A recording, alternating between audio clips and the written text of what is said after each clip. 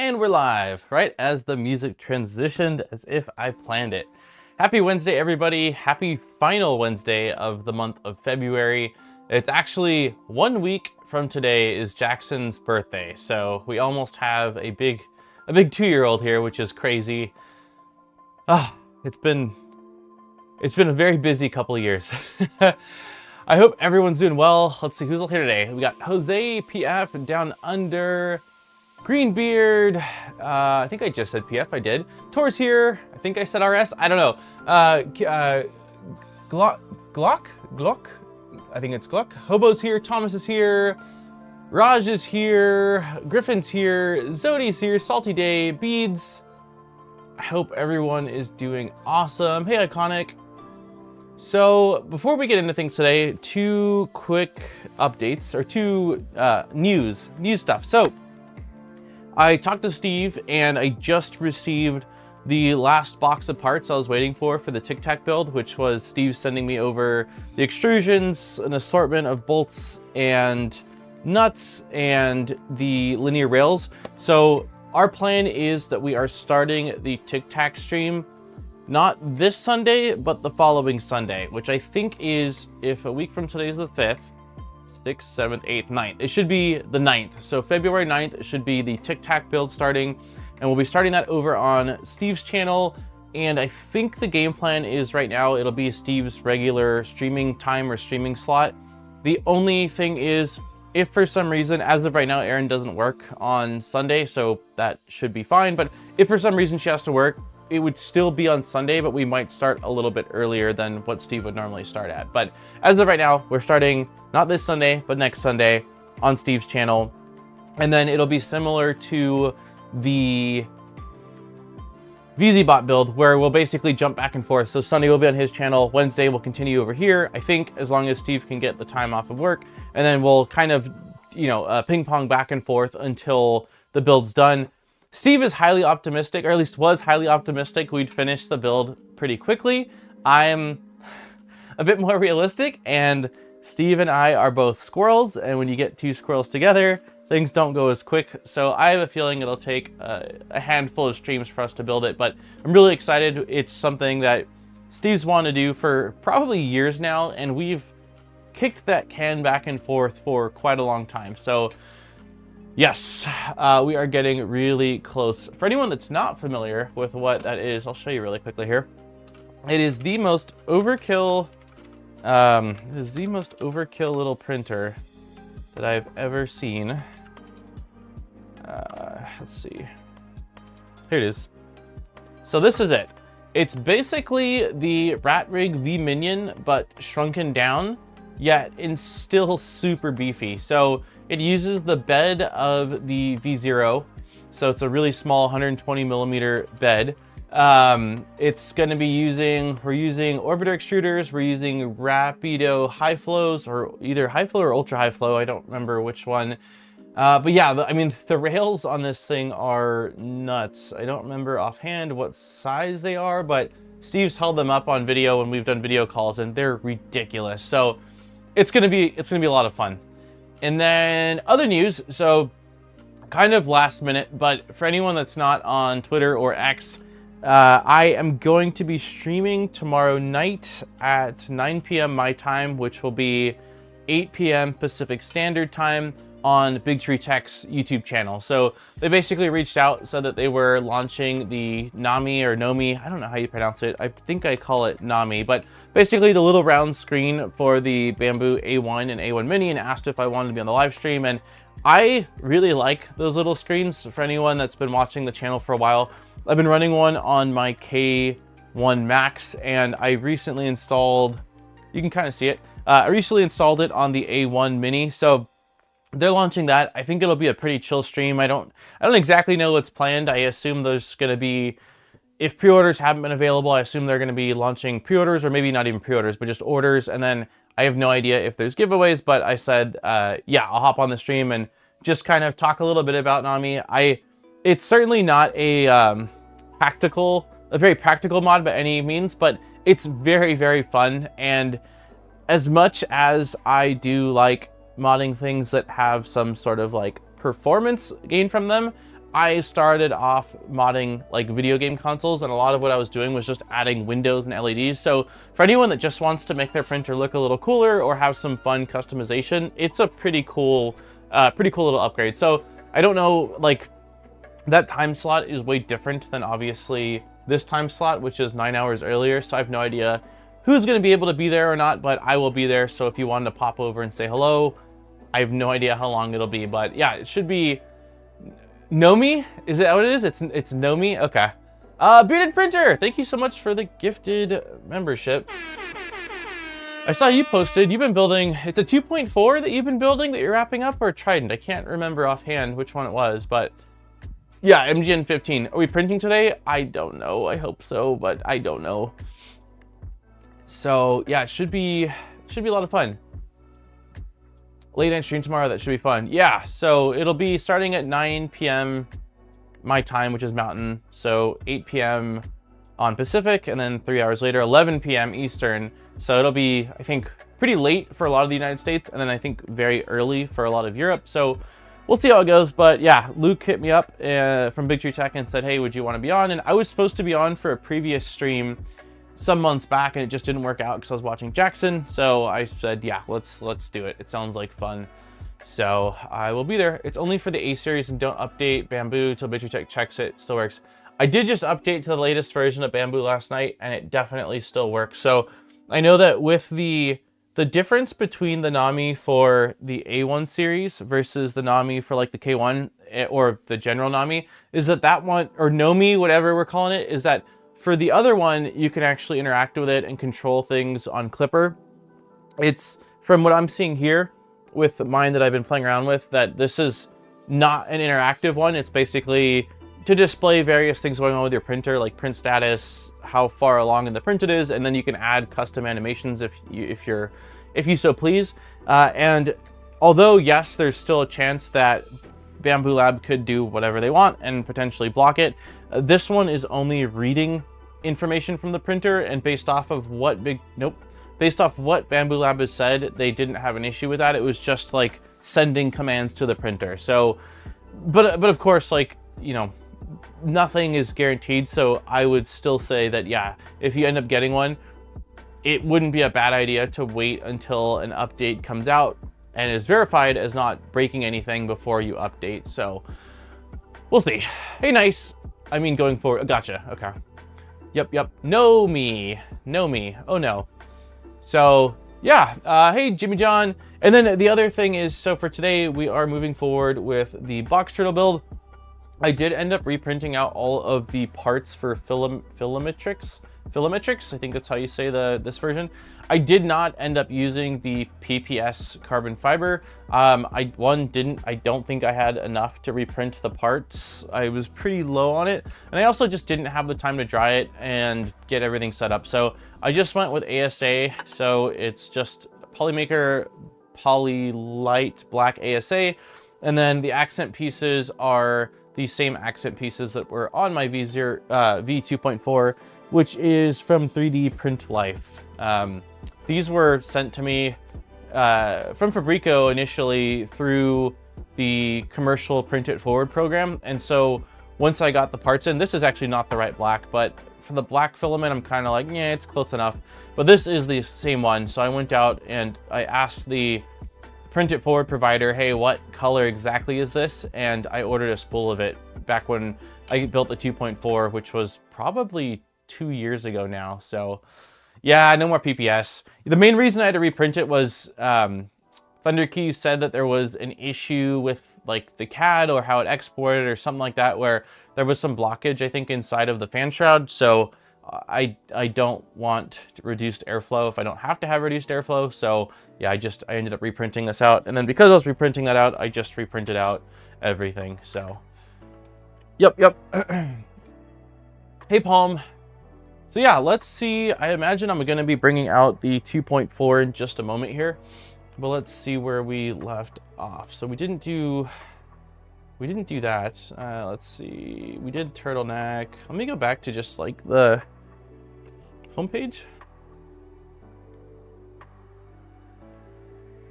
Okay, so I think we finished general. We finished general assembly. Before installing the trim, it's a good time to connect to the printer, verify functionality. Yeah, so we're gonna skip ahead to now the toolhead, and then we'll go back afterwards. This manual will provide additional information and context. Series supplemental. Nice! Hell yeah! Thank you for the 33 months, man. Hey, Lisa! I have that one unsupported area due to the heat set insert provisions. Maybe box drill would pair with the co-print toolhead. I'm curious to see what your thoughts are on it, Zombie. They had reached out to me like right when the Kickstarter was going to launch and asked if I wanted to be part of their affiliate program. This was, gosh, before we moved, so well over a year ago now. And I basically said, like, I'm not a big fan of Kickstarter. You guys are a company that, like, it would be, like, it's fine in that regard, but I basically said that I can't promote something I haven't used. And then they reached out to me a couple months ago, I think twice now, basically asking if I want to test one out, and I don't think I even responded to the email. I briefly looked at it, and we've got a pretty big list already. So I guess I'll just tell you guys kind of some of the cool stuff that we're going to be building. Nice with the 5 gifted memberships. Thank you, man. Let's do cheers, squirrel, and Hadouken. Thank you so much, man. So yeah, we've got some cool stuff coming up. So first off, we've got the Tic Tac build, which we're starting. I mentioned a moment ago, but for anyone that wasn't here, we're starting this. Sorry, my nose is really itchy. We're starting this next Sunday on Steve's channel, and it'll be a collab stream. We'll basically be bouncing back and forth Sundays and Wednesdays until we're done with it. So that'll be a lot of fun. The next thing that we're going to be building, which is something I have been super excited about since I saw the initial one, is the ProForge 300.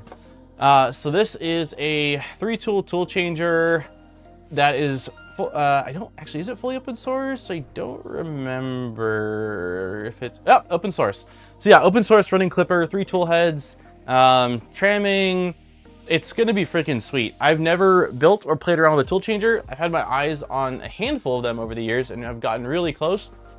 But ProForge ended up reaching out a couple of months ago now, and I said, absolutely. I was interested in building one when the first Kickstarter happened, and Near's getting one too. Nice. That's awesome. Yeah. So I followed them through their first Kickstarter and then the second Kickstarter, and was really close to picking one up, but it just didn't happen. So they sent over the 3 toolhead version, which 3 toolheads for me is going to cover like 99% of things I'd want, which is basically, usually I'm fine with 2 colors. If I'm doing color printing, I just like having an accent piece.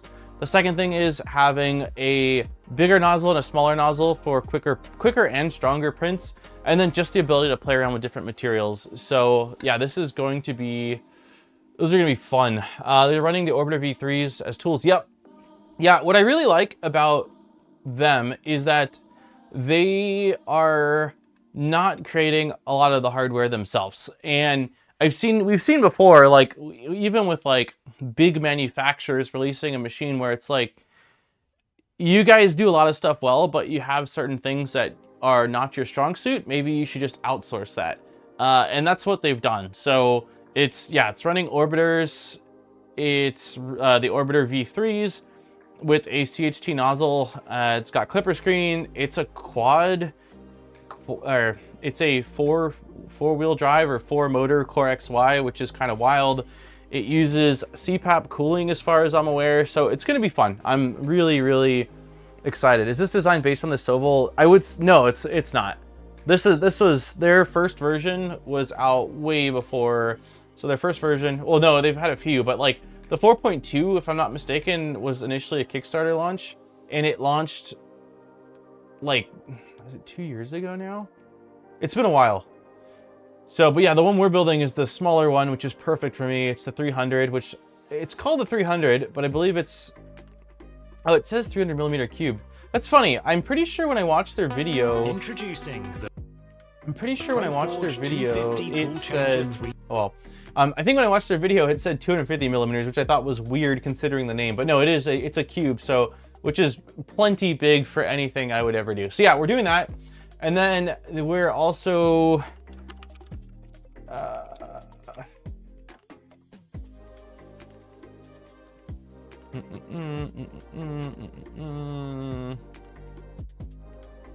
why don't I see? Oh, that's right, literally right here.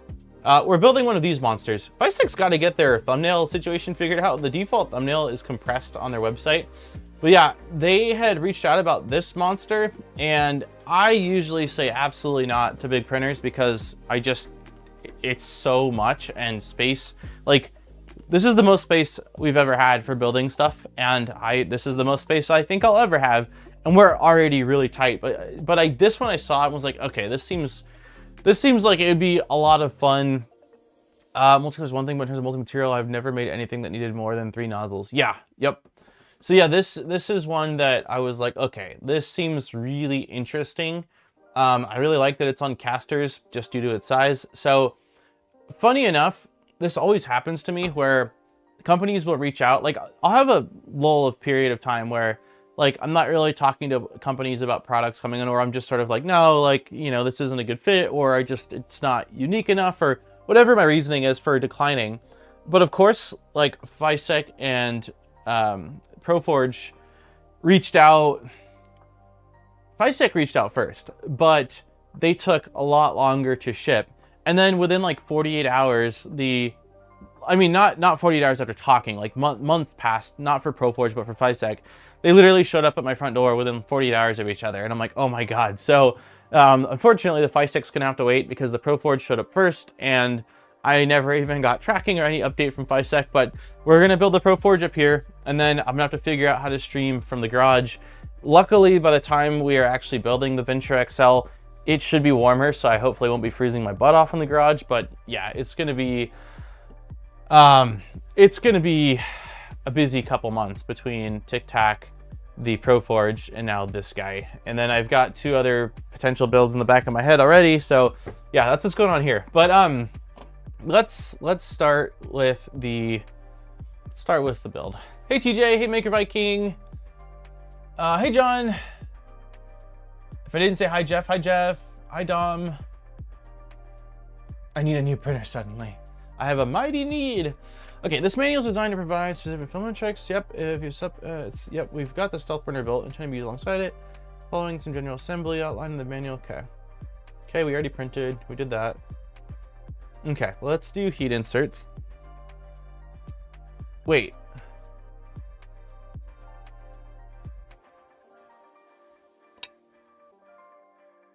Wait. Did I screw up already? Okay, I did. Great. Okay, well, this will be fun. We're gonna have to do a combination of PPS and and ASA parts, because I just realized I didn't reprint clockwork parts. I only printed out the StealthBurner parts. So for the clockwork part and the latch, or the shuttle latch, we're gonna be using PPS. And then for the other part, let me make sure I've got everything else. So I did I not print out? Dude. Do I even have that piece? Or am I? Lovely. Great. Well, need to build this along with the StealthBurner manual. Oh, I clearly already dropped the ball. Oh, very on brand. So I don't know how far we're gonna get today now that I'm looking at this. Let's see. Box turtle. Well, worst comes to worst, it'll just be a chill stream and we'll figure out something else to do. But if I go down here,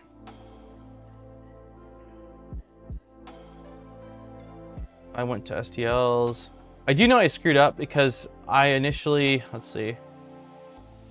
Yeah, I totally did screw up, didn't I? How did I manage to do that?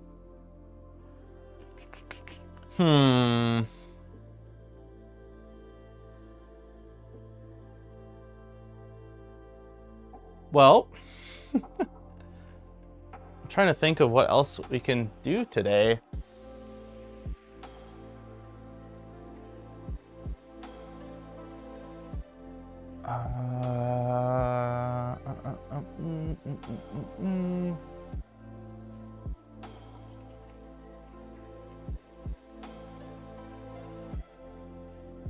I don't know how I managed to do that, but I mean, I guess I shouldn't be surprised at this point. This is like the second or third time I haven't had all the parts, and I swore I was prepared. Let me just one last check through here, but I'm not seeing it. It'd be the only black part.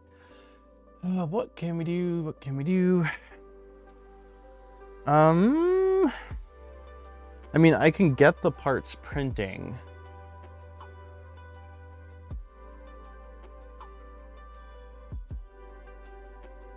Yeah, I can get the parts printing. I'd like to use the plus. I'd like to use the +4, I think, to print out the parts. Okay, give me a minute. I'm gonna move stuff around. The +4 is underneath here, and I didn't realize when I was printing that there's heat coming out from the bottom. And one time when I was printing, the printer actually shut down because it has like the power supply's safety feature that's built in for not letting it overheat killed it. So I can't print with it on the ground anymore without putting some kind of board down. So let me move. I've got the Elegoo Centauri over here. So I'm gonna move that. And then I am going to try to get the +4 out from underneath here. No G2E. So I have a Galileo. I have the Galileo kit from, can you guys see me? I'm right here. I have the Galileo kit from LDO. I've had it for a while, but I've never built it. And the Clockwork 2s worked really well for me. So, and I feel like that's probably what more people are running with their builds. So I figured it would probably be more useful to do that. So let me really quickly, be careful of my back. The +2 is not a light printer by any means. Kind of shimmy it.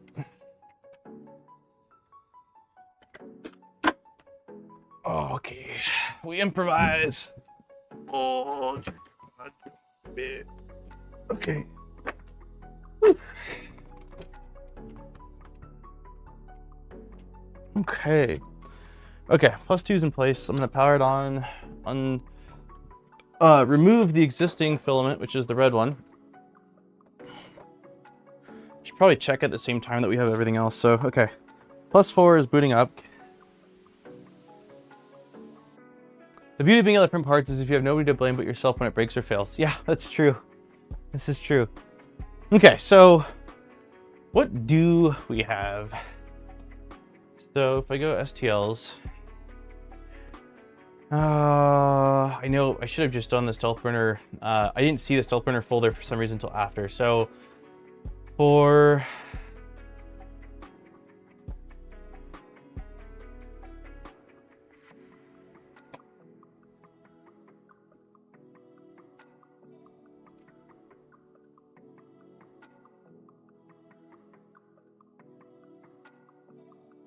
wait, how did I miss this? Yeah, no, I just straight up missed it.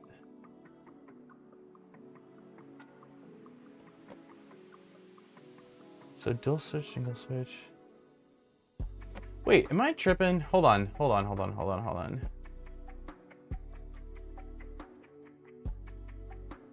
Is this part not different? Because when I'm looking here, right? Let's go, where was I? Box turtle, nope.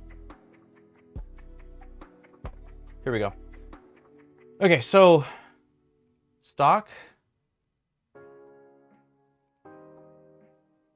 Okay, so it is using the stock motor plate. No, we might be fine.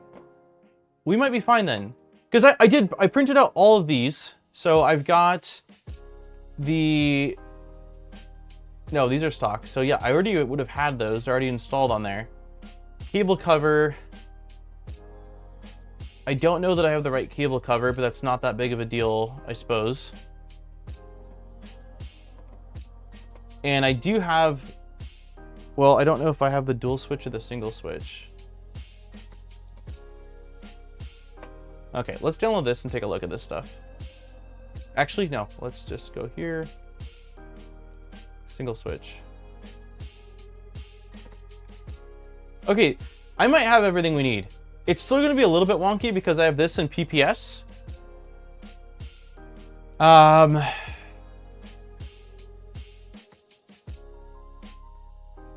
Yeah, we might be okay. I could be wrong. Because it looks like we're using the stock motor plate. So let's just go through here. Let's go back. So this, I'm gonna assume it's done. This I've already got since we're using the stock one. This is one we need to install heat inserts into. So let's see how this goes. I'm assuming an ECAS is probably going into the top of this. So before I do anything, I'm gonna try to see if I can even get that in. This is a really stiff filament.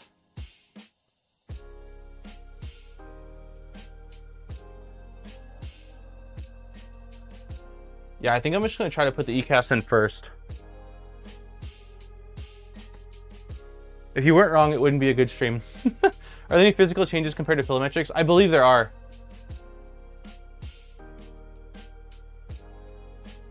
I do have a new printhead. Yeah, so I'm sorry, I did print out a lot of stuff, guys. So I've got the stuff for the actual printhead. I've got the little jig, and I've got these tiny little parts here, along with the 3 accent pieces. So I did print out most of it. The thing that I seem to have not done is the clockwork things, but I had already printed out the clockwork in PPS before.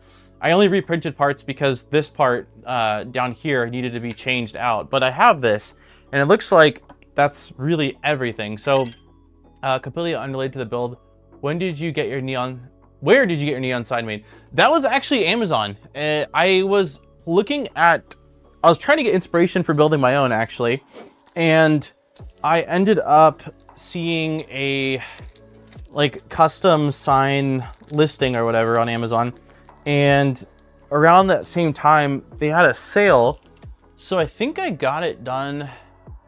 I want to say it was like 40 bucks, and I was like, all right, I know I like doing it as much as I can myself, but this is one of those things where it's gonna take me forever to do it. And you know, by the time, I always like to say, oh, I'll just do it myself, but then, you know, how many of those things actually end up happening?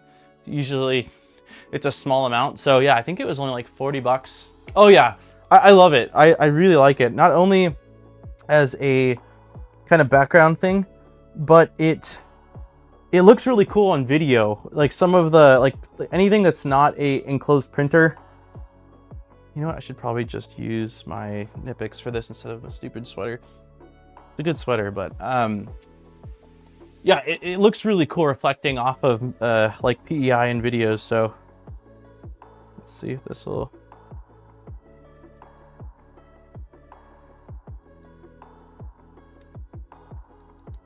Okay, so I am concerned about this part because of how stiff this is. It's not going to have much of any give. So I think I'm gonna do 2 things. The first thing I'm gonna do is take out a little file and try to file the little overhang here. And then I'm probably gonna hit it with a heat gun to see if I can soften it. I'm not entirely convinced that this won't break, especially if the rest of the build series has been any kind of foreshadowing or theme for how things are gonna go, but let's give it our best try.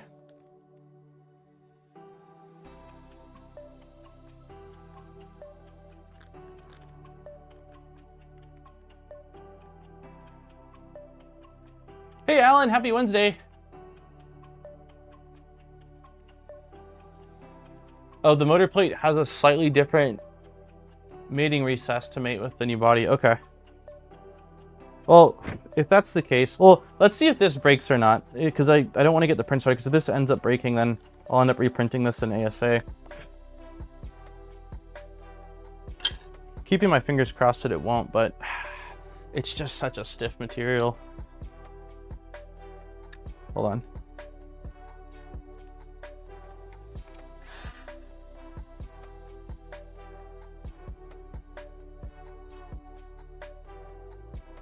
Come on, 3D printer gods.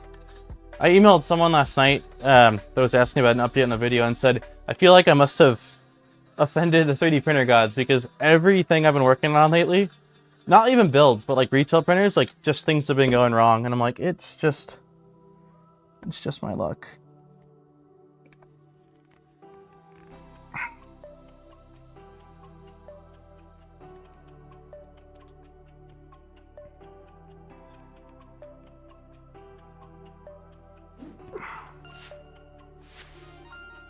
Well, it's mostly in. I'm gonna use my sweater to Fabrico with the 10 gifted memberships. You are nuts. Thank you so much. Hey, last week you had mentioned something about some new merch or something like that. I'm interested. I want to make sure that if I didn't make it known on last week's stream, I would love some new merch if there is some available. Okay, it's almost in, but it's at a slight angle. It looks like it needs to go towards this side. Still a hairline gap. I think it's probably a non-issue. Yeah, I think we're gonna call that good enough. I'll show you guys what I'm seeing here. It's ever so slight gap, look. Let's see if I can zoom in. Can you see? I don't know how well you can even see it. So basically this side is fully seated, and this side, there's a teeny, I don't even know if I can get light to shine through. Can you see a tiny gap? Yeah, I think it's fine. Based off how much force I put onto this part already, I feel like we're safer just to leave it as is. Zombie! Thank you so much for the 31 freaking months. I gotta show, man, I feel like such a dad, but I gotta show you guys. Jackson seems like he's caught a cold, but Aaron got this photo of him yesterday that is, it's definitely worth sharing. All right, let's see. Look at this little man. Dude. And Zombie, the reason why I thought of it right now is look at that burp cloth, man. Bananas, dude. But yeah, he's been really into Spider-Man, so he got his own little Spider-Man hat. He's too freaking cute, this kid, I swear. Filament has a PD going in about 20 millimeters past that. Okay. God, I feel like maybe I should have reamed that out a little bit then, but hopefully we'll be fine. Okay, we'll see. Hopefully we'll be fine. Can you gently drop the PPS part onto the table? Here, for anyone. Hey, Liz, bananas. Yeah, Aaron got it. I was like, that's adorable. Ready to be the best Pokemon trainer? Yeah, dude. Okay, here we go. A little ASMR.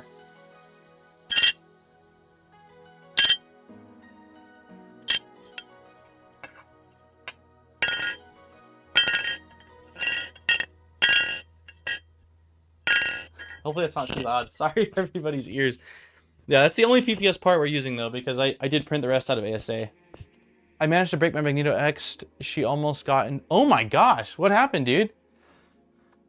That's awful news. So, okay, should I be reprinting the motor plate right now or just move forward with the stock one and hope for the best? Because it does say stock is fine based off the GitHub.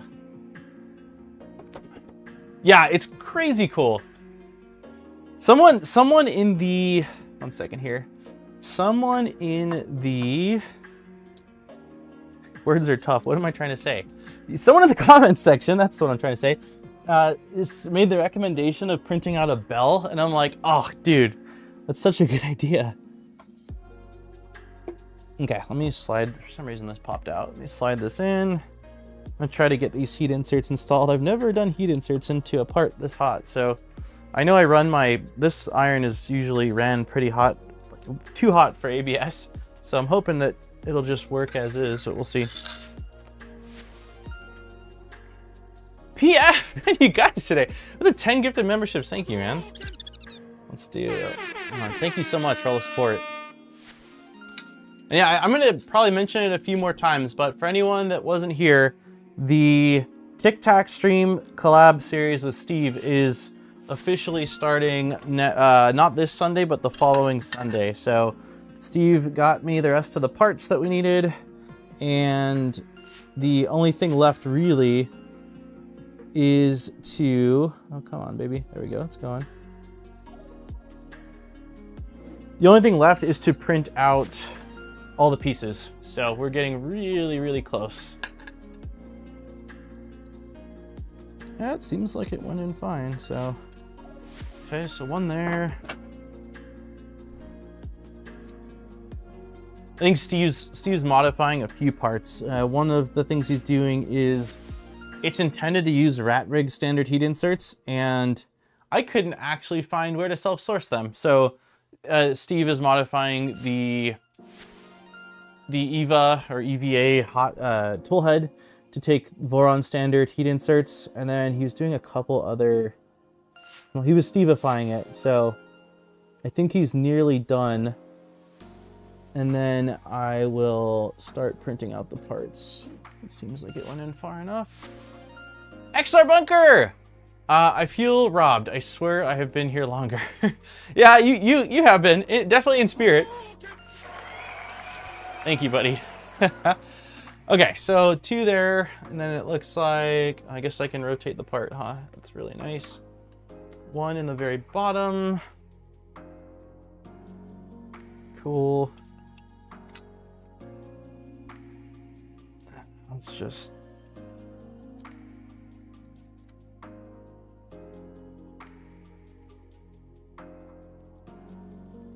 Okay. Hold on. I don't have more of this material and can't afford to damage.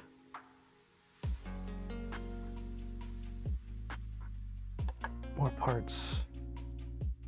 Is that Matt Shammy?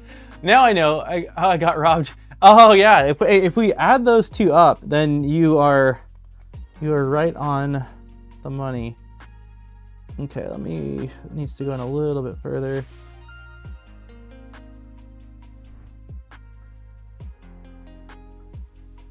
Okay, that seems good now.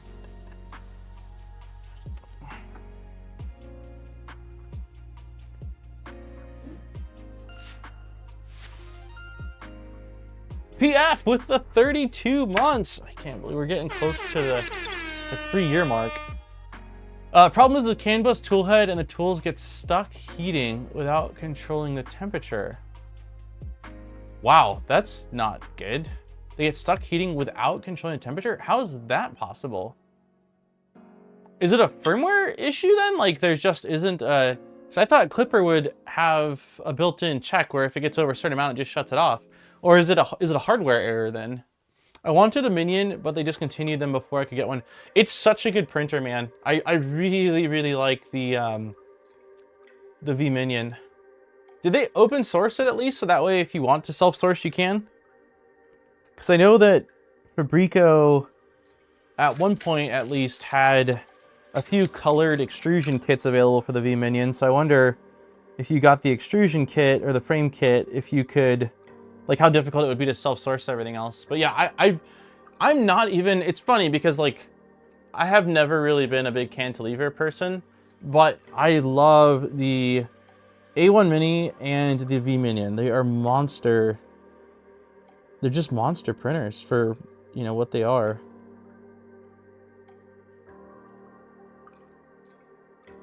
Okay, let's see. Now it needs to go in a little bit more.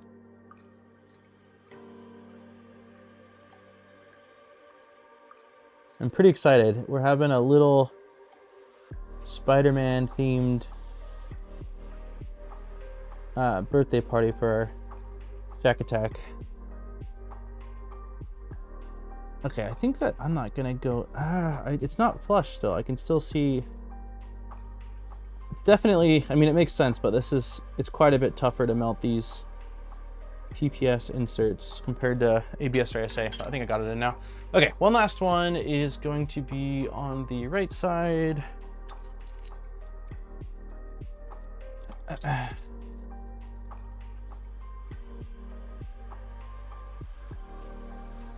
really want a V-Chonk, but I don't have a 400mm printer.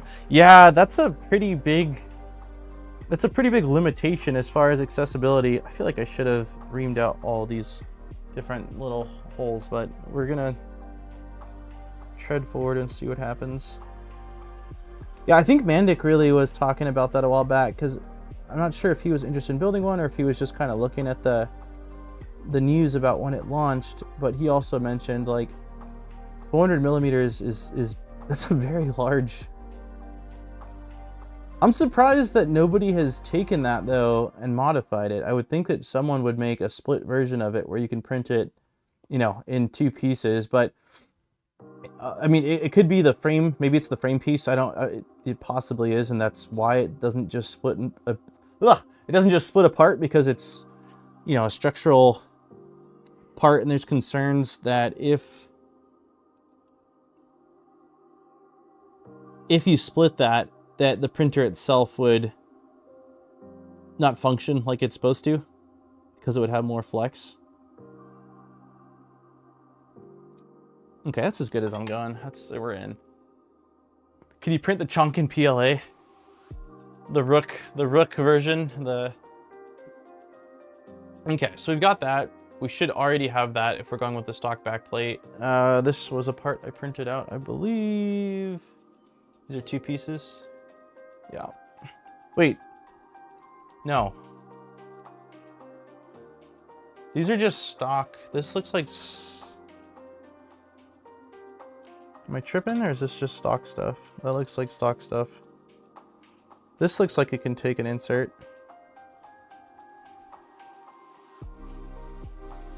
Yeah, so we already did that. So this is just building it. Okay, so we'll have to disassemble some stuff here. Maybe that's what we should be doing now, is just disassembling our current tool head. Yeah, I think that's what we'll do. Okay, I'm gonna unplug this. You now have an instant side hustle when you finish your FiSec printing. Oh, the big monster in the garage. Yeah, if it has to be an ABS though, I don't know that I would trust the flatness of that printer. Although I think it does use a surface scanner. I imagine it's probably the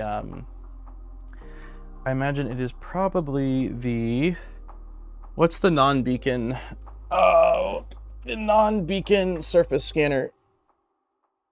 Oh dear God. Oh gee. I'm so sorry, 2.4. I'm also curious to see if I can even power the thing, because it has 4 heated beds.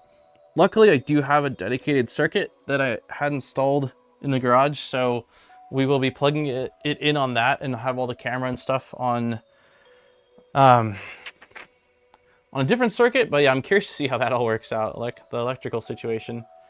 So I think for right now, because we're going to be accessing like around the whole area, I'm going to just take off the panels, at least the side panels. So let's just, these are just the, I think these are like the annex clips. It's a knockoff of an old Cardo. Oh God, lovely. Does that build have a manual for it at least? I've got my video coming out on Doron this week. I just actually finalized it. And no, the Doron is not printing well right now. I've got basically one last big issue, which is with the corners that I'll show. I mean, I've spent so much time, oh God, swapping hardware and doing various things. The next step is probably going to be to just go direct drive on it. But my biggest complaint with the Doron has nothing to do with the project itself. It was really that I feel like FiSec should have put together a build guide for it, and they didn't. And on top of that, even more so than that, is the config file they provide with it is awful. It's not, if you guys remember on stream, the instructions of like how to flash were wrong. It has you flash for USB, but it needs UART, and then it also has the wrong settings for the extruder they include. So I don't really, yeah, that's my biggest complaint. So I'm hoping that this is a little better. How stiff is your Doron? Yes. I don't know. What kind of metric do you want for that, zombie? What kind of metric? But yeah, I've done some modding to it already, actually. So, I mean, you guys will see the video, but it's no longer running a Sherpa Mini. I like the Sherpa Mini a lot. I'm running it on my B0 Dragon Burner, and it's a great extruder. But even with the tension fully released, you cannot easily manually load filament, which is a big issue on a large Bowden extruder. So I swapped it. I just modified this part here. So it's running an LGX Lite, and then I got rid of the little threaded opening, and it's running an ECAS now. And then I also swapped out the Bowden tubing that came with for Capricorn, and I swapped out their included hot end for a Dragon high flow. So I've swapped out a few things. The swap did fix one of my issues, which was on retract. Every time it retracted, there was like a lag for filament coming out, which was causing some gaps. And I'm not convinced that was a hardware issue. I do think that very possibly was a me issue, that perhaps the PTFE path needed to be reamed out more, something like that, and it just wasn't going far enough into the hot end. But swapping out the hardware did resolve that. The last two issues that I have really are, I can't get rid of stringing no matter what. I've tried everything from like temps to retraction distances, retraction speeds, like a massive gauntlet. And the corners are crazy round on any sharp corners. And it seems to almost be ignoring, pressure advance. It's not, like, I've ran the test, and I mean, it is changing the value in the firmware, but it's not correcting it. So I don't know what the deal is. Hey, Ricky. The Toolhead mine has had a lot of play. Don't love that. Doesn't love fast movement. I could slow it down. I mean, I was pushing it pretty quick based off of, I was in the Doomcube Discord talking to other people that have Dorons, and I bumped things up quite a bit based off their recommendations. But one of the initial issues I ran into was that, try to multitask here. One of the initial issues I ran into was that my first layers were awful. They were so bad. Like, even in a 40 millimeter distance, one section would be too close, one section would be too far. And I noticed initially right away that when I went through the delta calibration in Clipper's official documentation, hold on, let me manually focus where we're gonna be at. The delta documentation states that if you are running a delta and you are running a probe and it is not a, this is gonna be fun to remove. Wait, no, do I? Okay, it looks like I did retract. I just wasn't sure if I had filament still loaded inside it. I don't look like I do. If you're not using a nozzle probe, that typically running a probe on a delta is a bad idea and doesn't work well. And the reason for that is for probe location bias, and that ended up being a huge issue for me. So it could be related to stiffness, or it could just be that the effector just isn't perfectly flat. And so the location that the probe is probing at does not actually correspond to the height and level that the nozzle is going to be needing. And so I ended up asking in the Discord, and a couple people were like, get rid of clicky. It does not work well with this. There's a few people running it, but like, it's generally not recommended. So I got rid of clicky and just did manual paper basic delta calibration, and that fixed my first layer issues. My first layers were way better after that. So I might end up trying their nozzle probe they included, which is basically just you plug it in, slap it on the nozzle, and then level, and then you remove it, which is kind of how FL Sun's older printers had it. But the stock hot end they include with the printer isn't compatible with it because it doesn't use standard like V6 size nozzles. So luckily, now that I'm running a Dragon Ultra High Flow, I can use that if I decide I want to or it's necessary. There's no good way to get a nozzle probe on there because of the kinematic bed is not fixed. The one that they included should work though, Zombie. I mean, it won't work with the stock hot end for the reason I just mentioned, but if I, where is it? This guy. I've used these, like, I mean, it's been a lot of years since I've used these, but I've actually had really good luck with these. So what I'd likely end up doing, if I even end up doing it, the basic delta calibration seems fine, but if I wanted to do it, I would just hook this up, put it on the nozzle, let it do its mesh, and then pull it off, and then only reuse it if for some reason the mesh drastically changes, which I couldn't think of why that would happen, especially because I'm not enclosing it, so I'm not printing with high temp stuff. Did I send you my profile at some point? You did.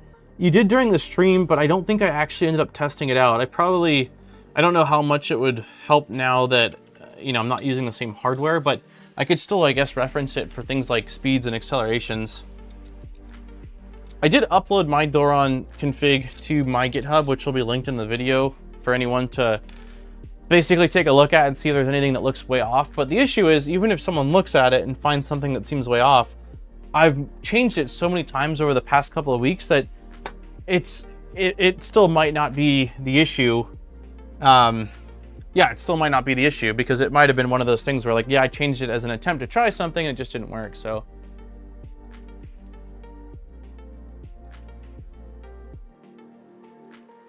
corners of a delta bed. Oh, you mean like probing? You can do that, but you need to press the bed down. Oh, I get what you're saying, because it's not. Gotcha.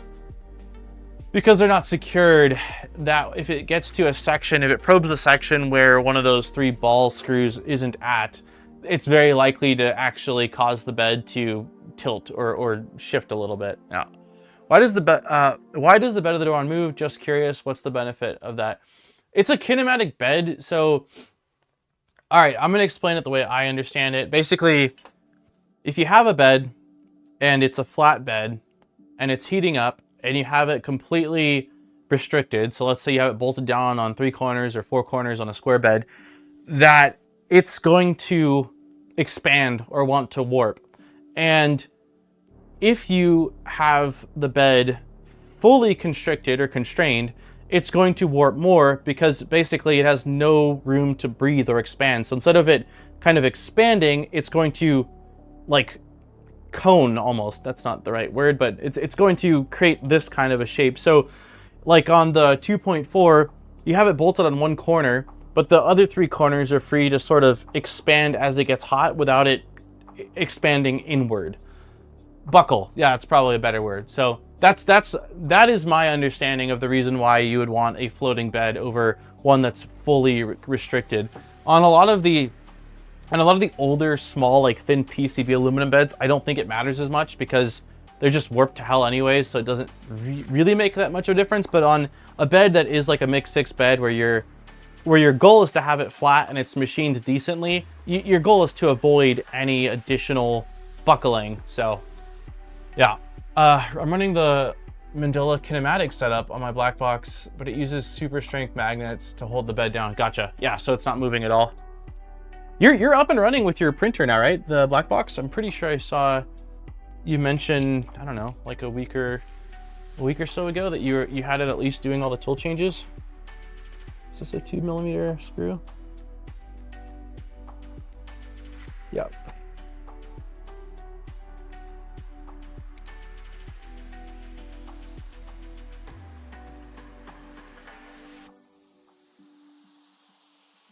Hey, Dan's. Yeah, what's crazy is when my bed is heated, I can see the bend with the beacon probe. I just thought I needed to preheat more. Yeah, so having it bolted down on all corners is definitely not ideal. Would a belt buckle help? Probably not, but it would give you cool points. It would give you some style points. Okay, so we need to unplug. You guys can't really, I don't have an ability to get a camera on this angle, but what I'm gonna do right now is just unplug everything from the Toolhead board. So I'm going to need, it looks like a tiny flathead for the heater wires.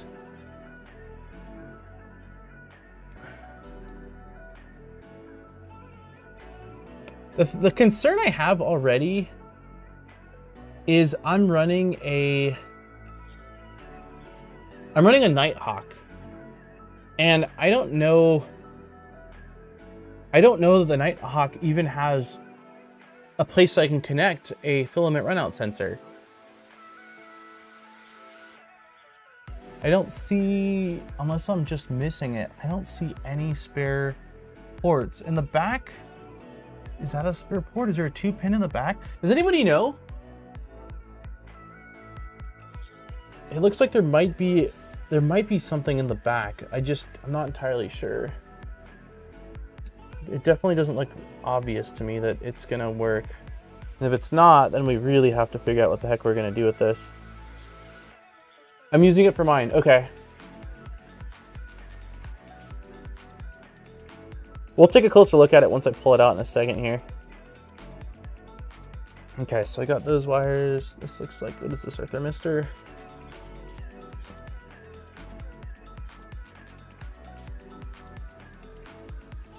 come on. The thermistor is wired in kind of an awkward angle. This JST, it's not sticking out, it's downward. Come on, buddy. Okay, I might wait to pull that till I have this out. Yeah, I'm gonna actually, here, let's do this. Let's just unscrew the 2 screws that are holding this whole board assembly in place. Hey, Armor. Not too bad. I thought that I reprinted. I guess there was an error with the Revo file, so I reprinted that, but of course I forgot to reprint the clockwork parts, so we're using a combination of ASA and PPS-CF, which is probably going to be fine. Okay, so undo the... Okay, that's undone. Let's undo the thermistor. So yeah, we're just working on disassembling right now. Did you see that, Ian? No, I didn't see that. That's awesome. Hey, Nicola.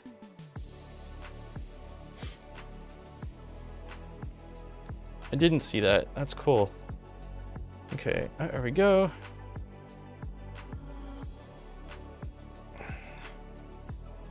Please give me my thermistor cable. Dude. This is really stuck. Holy crap. Why?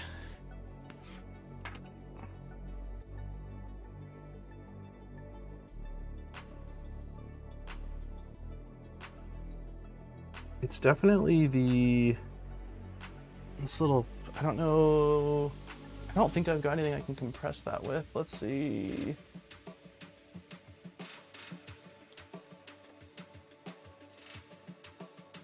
Maybe this? I don't think I'll be able to get a good enough squeeze on it.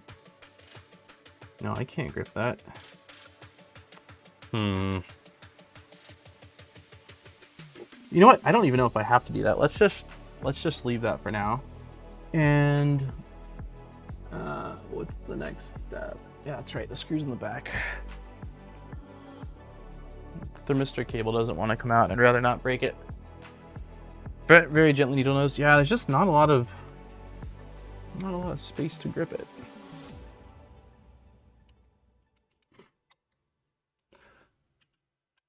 There we go. Okay. And then clockwork is attached on the front now, right? I think that the old one you attached it from the back, but this one is just these 2 screws. Maybe?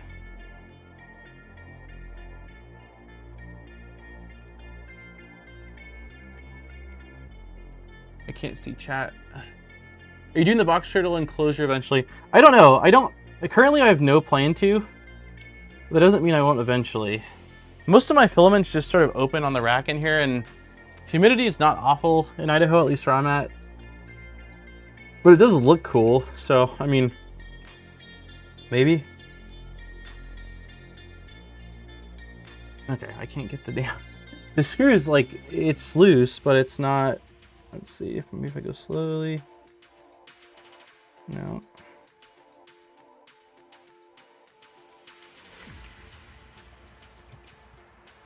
There we go. Okay.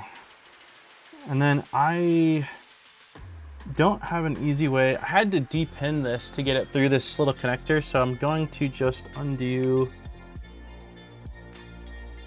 do the cable chain so that way I don't have to try to maneuver that. Let's see.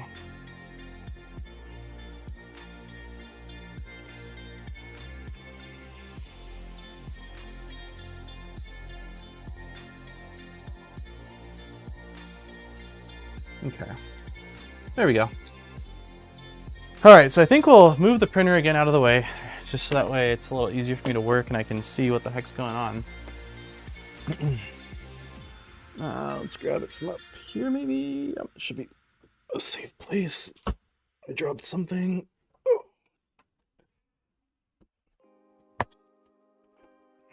Oh my god.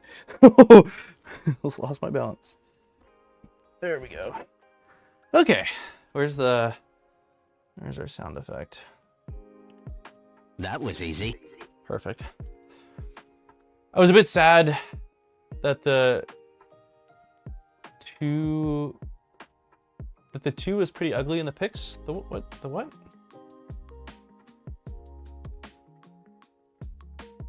Yeah, a flathead screwdriver might have worked as well, but if I don't have to take it off, I'd rather just not.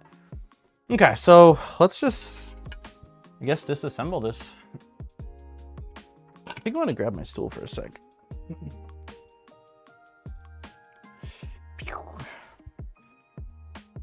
Oh, yeah. That's nice. I slept like crap last night.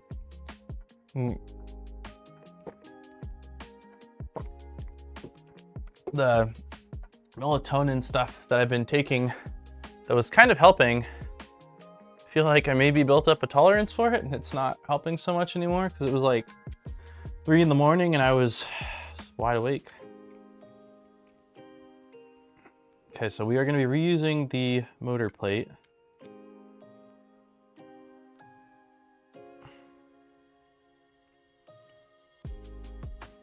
The enclosure matches the Doron style it fits. Oh, you mean like just that it's basically just a box versus having some crazy designs? It looks functional. I mean, I think that's the main thing. Gotcha.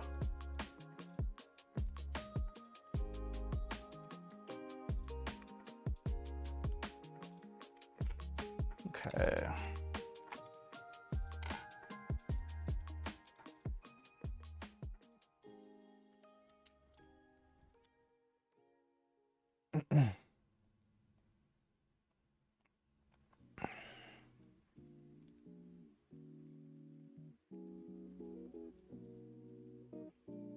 I feel like I have more news to share, but I don't know what they are. Sweet with those polydryer docks on the top though. Yeah, it reminds me of the, no, I'm gonna leave this as is because we're reusing that. So there's no need to disassemble that, but we do want to get this off of here. Yeah, it reminds me of this, the guy behind me. There are vent holes in the back where you can attach a poly dryer, which I've never used. But you know, I have to always remember that things aren't made for me per se, you know, and everyone lives in vastly different climates. So someone in, sorry, words today, a more humid climate could greatly benefit from having a dryer running just to help maintain relative humidity inside of the enclosure. Okay, that should be everything. Nope, we need the bearing.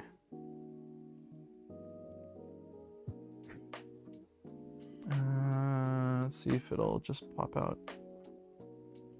You know what, let's get a bigger driver so I can try to apply even force. We don't want to destroy it. There we go. Oh, yep, came out easily. Okay, so this is going, let's also take out our little screw, the squishy screw. We need a 1.5 driver, I think, for that, which I did take out, I think. 2mm driver, check. 4mm driver. Did I drop it? I think I did. Yep, I did say I dropped something. Okay, so we're gonna take out this screw here. That is not even a, great, that's a 2mm. Well, at least I found my 1.5mm. We should set a date for us to build NGs. That way I'll get a fire to get the parts ordered. I don't know if you heard, so I know I mentioned a rough date to you, but the Pro 4, so Steve and I are starting the Tic Tac build, not this Sunday, but the following Sunday. The ProForge 300 showed up, and so did the FiSec Monster. All right, I'm gonna do some rough guesstimations here based off of my typical build speed and time frame. I would think that the Steve and my Tic Tac build is probably around 4 streams. We could probably do it quicker because Steve is a beast and builds faster and streams longer, but I know that we're probably not going to do streaming as long as he normally would. So I'm going to say it's like probably 4 streams for that, roughly. roughly. And then the ProForge, I have no idea. I've never built a tool changer. I have to assume that's probably going to be like,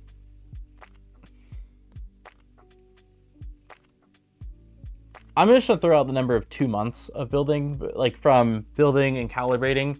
I have no idea whether that's optimistic or whether I'm overshooting, but that's my guess.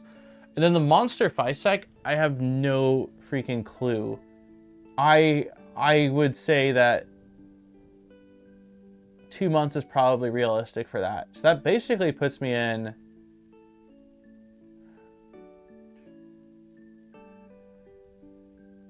That puts me somewhere between July and August already with just those 3 builds. And that's if there's no other, like, which there probably will be some small things as well. So I am down to lock something in, but it's probably going to be August. May, June. Yeah, I think May was way... I think May was probably way... Well, I'm just... If it's 2 months per build, that's already 4 months. And it's going to be March, and that's not including the build that me and Steve are doing. Maybe I'm being, like, maybe it won't take that long. Maybe I'll do some stuff off stream, but I feel like I'd rather overshoot and be like, oh wait, I'm actually done a month early versus undershoot and have you waiting. So I'll have to think about it. I'll know more once I get started, but I just can't imagine, like, a tool changer or a monster. Matrix still won't take that long. It's no more complex than a V2. It's just bigger extrusions. Okay. Did someone answer did someone answer whether that printer has a build guide?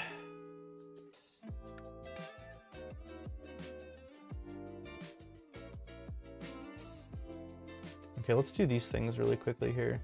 Okay, so we did that. That should already be done because we're reusing those parts. So that's gonna be these 2 pieces, which are already assembled.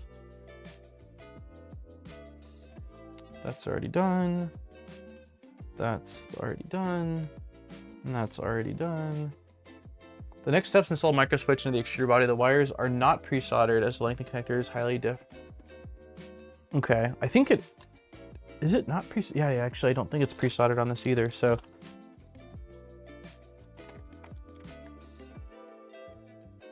What is a monster? It's this monster.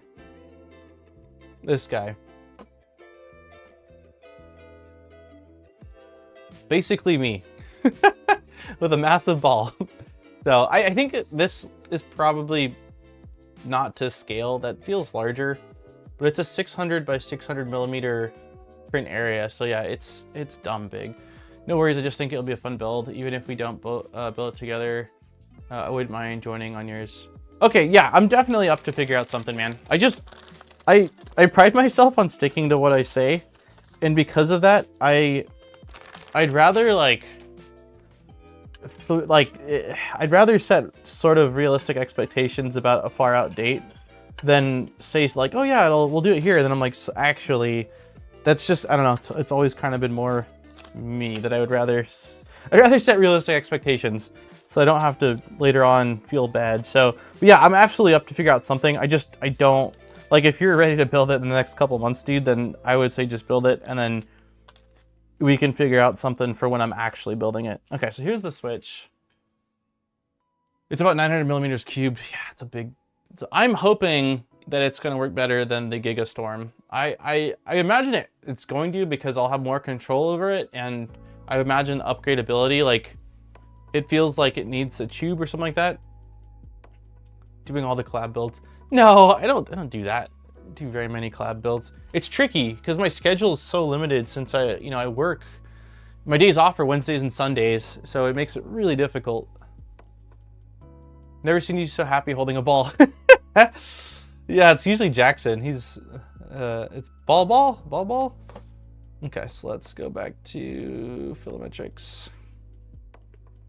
Next steps, install microswitch. The wires are not pre-soldered, lightning connector. Now's the time to solder the wires to the 2 outer pins of the switch and cover with heat shrink. Cool. So let's do that then. Let me find some, let me just find some black wire that I've got. The Giga was such a letdown. Yeah, I didn't end up watching. I don't think I've ever fully watched a video on it. I've got enough of the gist from people's posts on Twitter throughout the months of it being released, but it just seems like it didn't work out that well. I'm glad I didn't agree to get one in, because there was like that, you know, the angel and devil situation on the shoulder where they contacted me and really wanted to send one, and I like entertained it for just a little bit, and then I started thinking about it. I'm like, there's just no way. Scissors over here? I do. Yeah, even if I wanted to build it, I mentioned this before, I think, but like even if I wanted to build it and then sort of donate it to a local makerspace or something like that, hopefully these wires are thick enough. I imagine for a limit switch they can be pretty thin. What does it say? I have no idea. I imagine this is going to be fine. Heat shrink is where heat shrink is. Nope, that's not heat shrink. Do I have heat shrink out somewhere? Heat shrink. I don't see. Let me see if heat shrink's out. But yeah, I would have to fully disassemble the whole thing. And I like, we own a Corolla, all right? Like, how would I transport it? And how would someone be able to come and get it? Like, it just, the more I thought about it, the more I'm like, nah, I probably shouldn't get one. And then after everything happened, I feel like I really dodged a bullet. I don't see heat shrink. I had, oh, here, it's right here. That's why. It's like, I know I just used heat shrink in the last like day here. We should also probably grab my helping hands, because for a limit switch, that's gonna make it a hell of a lot easier. Helping hands. I'm kind of organized, like chaotically organized. Everything is within an arm's reach. It's just which direction do I need to reach is kind of the key thing here. Okay, so let's get it started. It's a price of a Voron that you don't have to build. The Everyone 400 looks good. I haven't seen any content on it. I did see a couple posts on it. Is it Uncle Jesse playing around with one? Is Jack coming up? I hear Jackson running downstairs. He went to a kid's birthday party this last weekend, and there's quite a few sick kids there, and then 48 hours later, he's been sneezing and runny nosing, and so far that's been the extent of it. We're hoping that's what it stays at, but we're just like,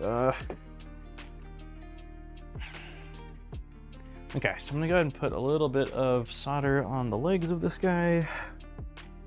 Oh, Jackson's coming.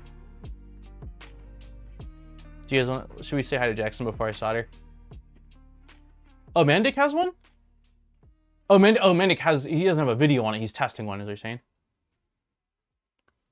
I think Jackson wants to come up and say hi. Jack? Yeah, he wants to come up and say hi. Okay. I hear you.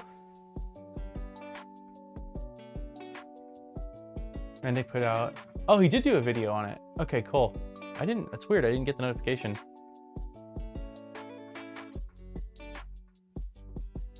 Coming up the stairs.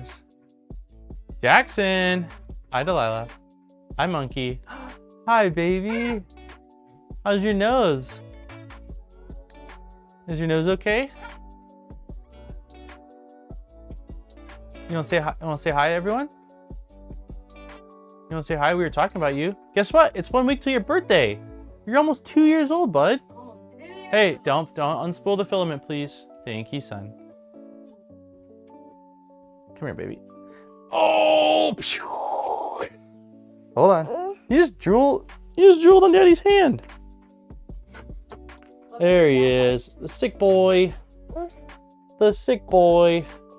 You say hi? Say hi. The cutie. I showed a photo of you with your Spider-Man hat on, dude. Uh-huh. Yeah, you're not wearing it right now. You see, you like Daddy all the tools? You can play with this one. Dad's done with this one. Look, this is the clockwork body. Is it cool? He says, yeah, but not as cool as the tools. I'm ready. I'm just gonna go stroll around Walmart for a little bit. Ooh, you can go to the store with Mom? You gonna walk around? Spider-Man is cool. Little Jack, are you ready for Jill? It's not gonna be Jill. I'm gonna hurt for Rico. I think it's Shammy. Yeah, no Jill. Huh, no Jill. You excited to be a big brother? He says, no.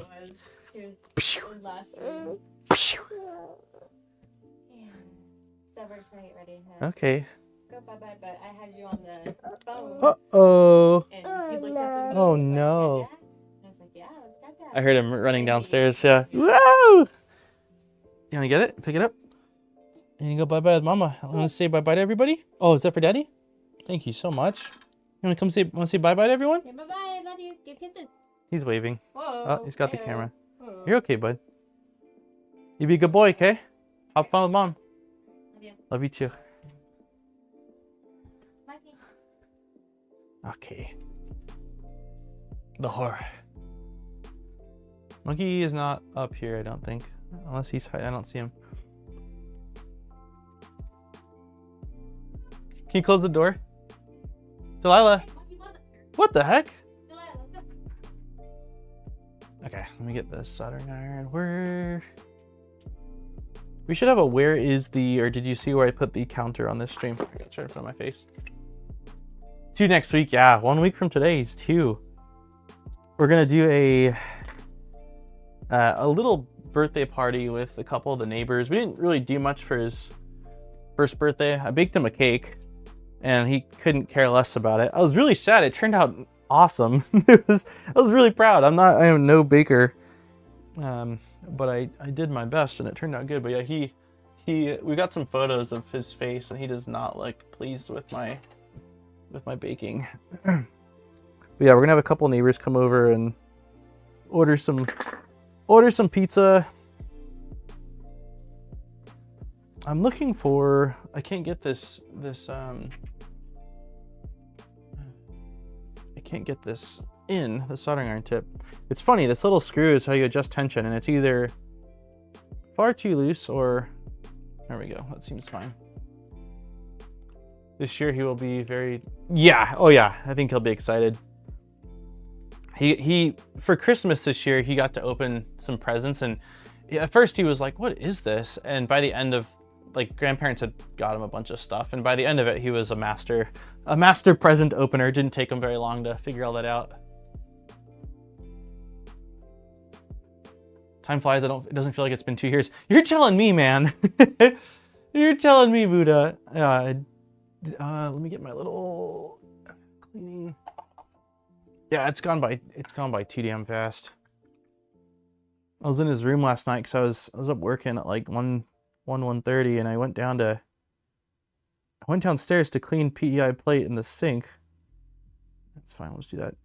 And I heard Jackson from his room kind of making sounds and he's been like waking up hungry, but he doesn't want to eat his food when it's time to eat dinner.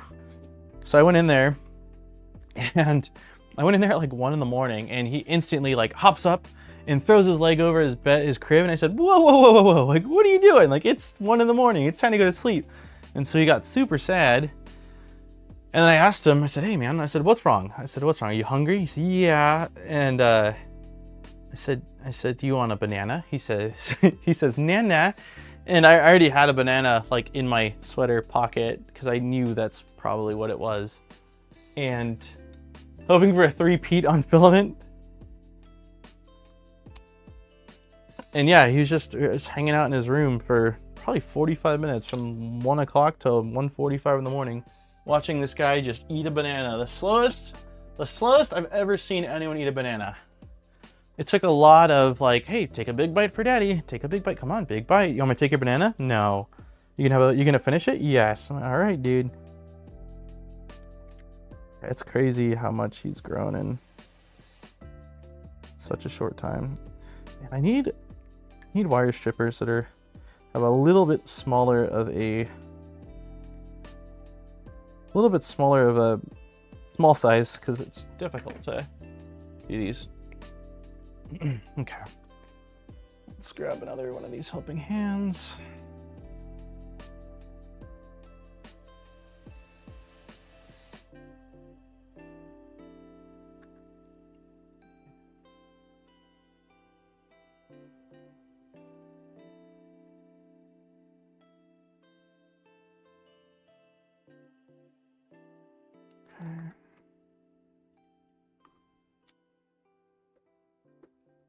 Hey, Stuart.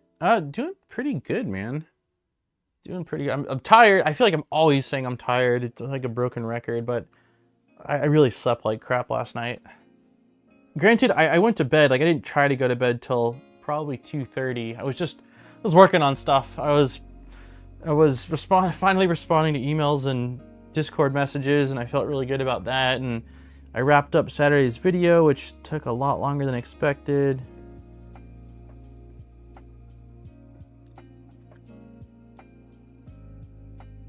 Jack's calling for me. But yeah, once I got to bed, I just tossed and turned for some hours, like watching the clock hit 3:30. I'm like, oh my God, I'm gonna be miserable tomorrow. Okay. Let's solder these in. And it said outer, oops. I wish my hands weren't so damn shaky, but that wasn't great.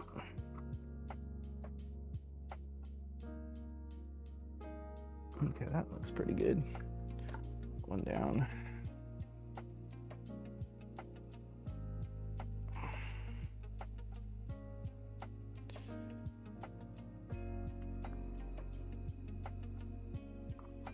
It's funny because both of these purchases, the Pinesil and the OmniFixos, was your fault, chat.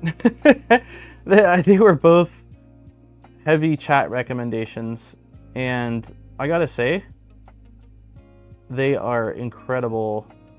I mean, the Pinesil I think is a great value. The OmniFixos were pretty steep in price, but dude, they are the best helping hands I've ever used, and I love them, and I wouldn't go back.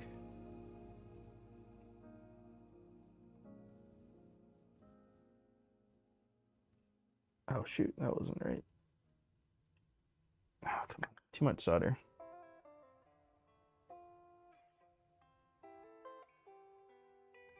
Still too much solder. There, that'll work. No, not enough. One last try here. We help and hinder. Can't have just one. No. I mean, the whole point of streaming is all the... All right, dude. What is happening here? All right. It's a tiny little sticking out that I'm gonna just clip off, but calling that good enough.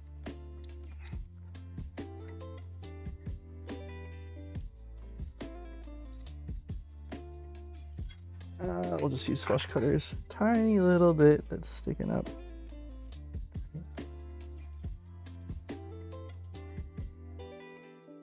There we go. Okay. That'll do. Hey, GPs. Let me get caught up on this. Make him a nanner. No nanner sandwich. Nipix, auto stripper. Auto stripper. How much are they? I feel like the word Nipix and auto stripper in the same sentence should be followed with, like, if it was the Yelp looking at restaurants with the dollar signs, it'd be maximum dollar signs. I'm sure it's fantastic though.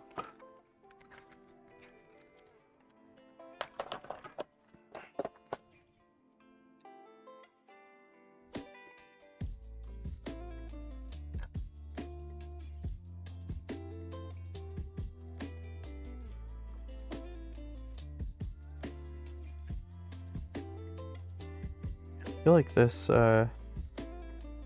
heat shrink, even my smallest heat shrink, is a little too large. I think I got some heat shrink that came with the tiny JST kits that I bought the other day. So let me see if there's a smaller size. It might be the same size actually. I mean, I know they shrinks a lot once you apply heat, but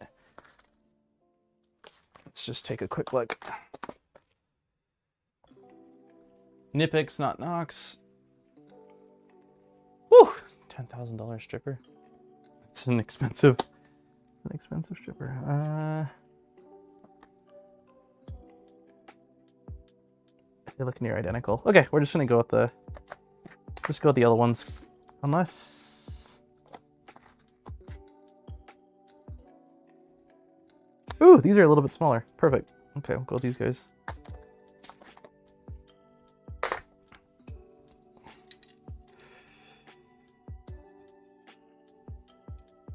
The only solution to remove the old solder and redo a fresh joint.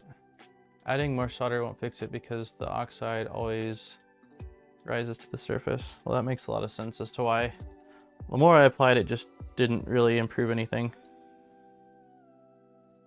For the sake of what this is though, I mean, it's gonna work fine. I've had much worse soldering and still work well, but yeah, definitely not giving soldering advice. Why is this one so much smaller than the other one? I guess it doesn't really matter.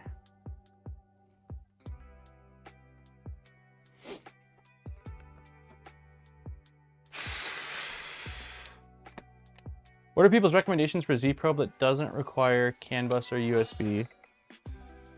A Z probe that doesn't require CAN bus or USB. Clicky?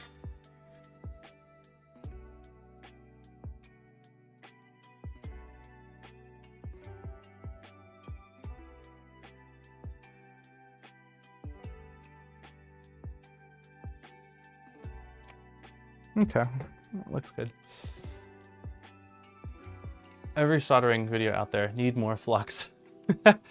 I do like, I remember when I first started soldering, like large, very large fan wires for Xbox 360 12 volt fan mods, and I had never even heard of flux. I didn't know what it was, and I couldn't figure out like, why is the solder not melting correctly, or why is this cold joint not melting again. And then I went to radio, I heard of flux, and there's a bunch of different types of flux, and I just went to Radio Shack and I got like the little tub, and I had that thing for, I mean, so many years.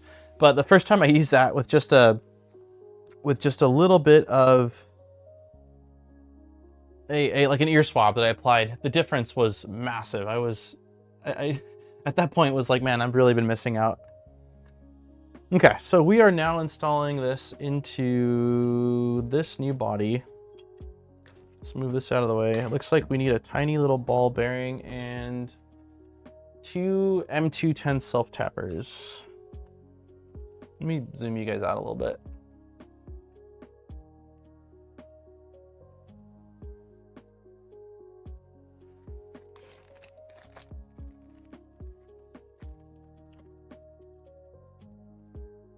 I've got filament. I must have mixed the FilamATrix with everything else, because this is a spare parts bag. I'm assuming these are probably M210s. So let's say those are M210s. The only thing we need now is the ball. Where's the ball? Where's the ball?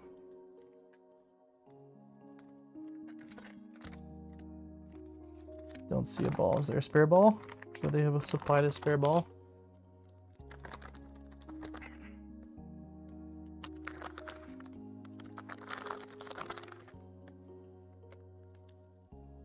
Screws, screws, screws, screws, screws, roll-in screws, nuts, shims, blades, balls. They give you a ton of balls. Liquid flux is the best. I don't think I've ever used liquid flux. Hey, Greg. Is liquid flux, so not flux paste then either? Because I've seen the like kind of, not really syringe, but kind of like syringe style. So you see liquid flux, it's actually like a drop applicator. Okay, so we are gonna match orientation. So from the back, we're dropping a ball into the ball hole, which doesn't seem to want to go. It looks like it's because of overhangs. Okay, got the ball. It's hard to really show, but there's a recessed cavity within there. So, and you can kind of see the overhang. There's a little bit of, which probably filing it. We'll see if the switch doesn't go in easily, then we will definitely, file it. But it looks like you want the micro switch to be where the ball is. So that way when the ball pushes out, it triggers that. So let's see if this goes in or if I need to file. Nope, it seems like it's going in.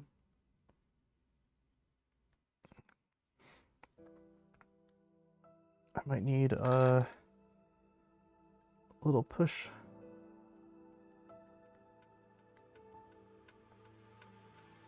Okay, maybe I do need to file. Okay, I'm gonna pop it back out and file. Now let's grab a flathead. Yeah, let's just do a little bit of filing. Let's take the ball out too. Nope. Ball, yep. Come on, ball.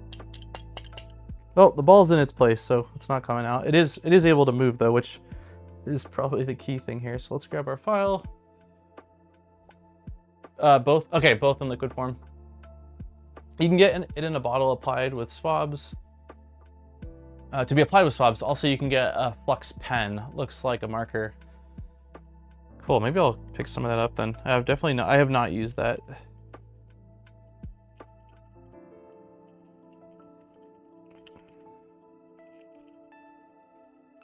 Yeah, the primary one I've used is just the stuff that comes in the tub, which I probably still have some of. I don't have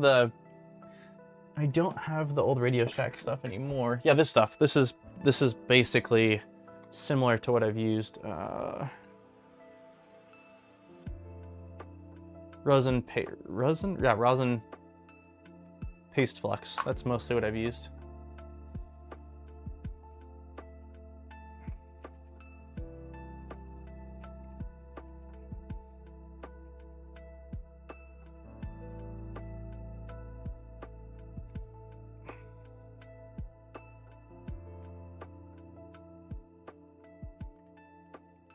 Okay, let's see if that works.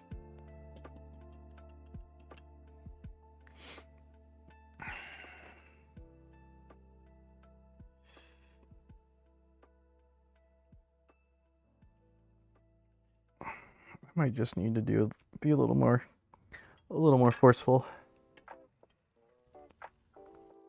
Yeah, that seems like that's working.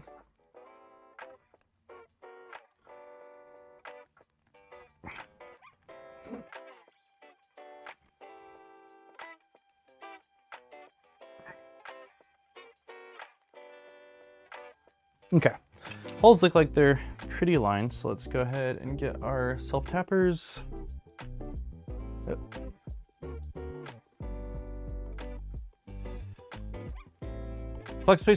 Flux pen's really convenient and inexpensive and can last a long time. Okay, well yeah, I'll definitely just Amazon it.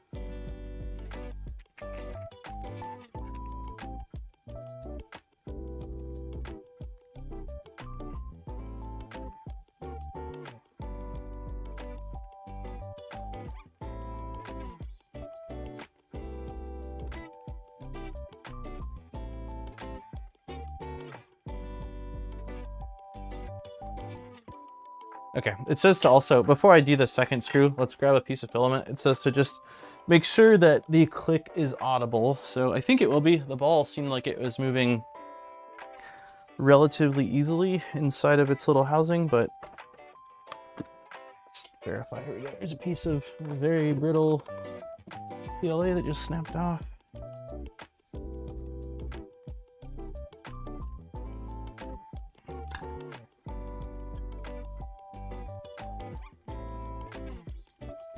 Oh yeah, you can hear that.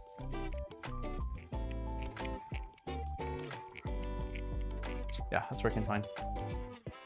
I figured it would, but it's definitely one of those things where I'd rather check it now before we assemble the full thing and install it, just to discover, hey, it's actually not working. That's not the right driver. That's the right driver.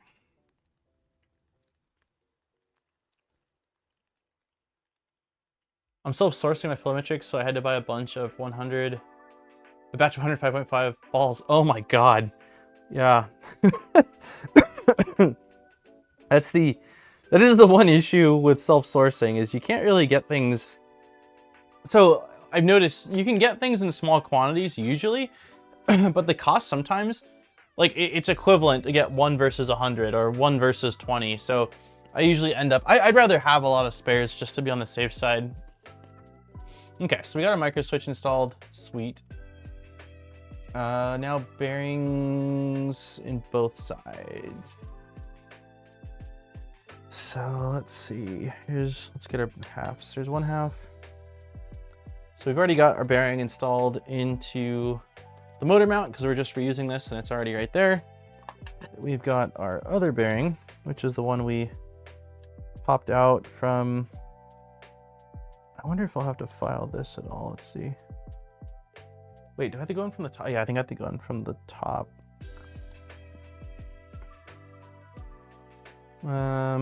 We usually use a large driver for this. Is it the pink one? Might be the pink one. Self-sourcing almost always ends up costing more. Yeah, oh yeah. I remember when I first built, one second, I want to start this off at least semi-flat before I apply pressure. When I built my first V0, I self-sourced. Okay.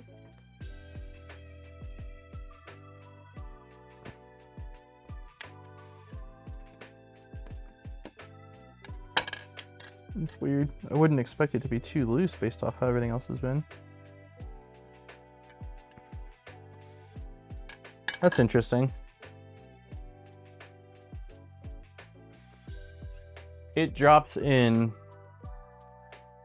like, it's not loose. I mean, it is loose. It's not loose, like, to the point where it's shifting, but it dropped in without having to really apply force, and it can fall right out. I wonder if that's going to be an issue, or once I've got the post in, as long as it stays in that pocket, it's not an issue. It's usually not that easy based off what I remember before.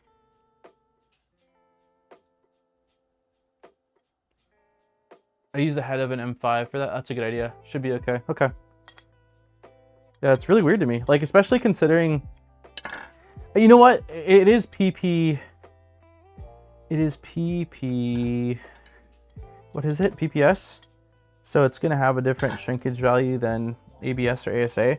But I assumed with the texture of the carbon fiber that would have added a bit of grip to it, but doesn't really seem to be the case. So, okay, let's get the anti-squish. PP. Yeah, believe me, I've gone down and talked to Aaron about some of the names for things, and I've been using these like terms for so long now that from 3D printing, that I don't really think about it, but I'm like, yeah, taken out of context, this stuff sounds kind of dirty. 2mm driver doesn't seem to be here. Nope, it's right in front of my face. Because of course it is. And on the anti-squish, I think you start with it, is it all the way? I can't remember on this one, if you just do it all the way. I guess we'll be testing it, I imagine.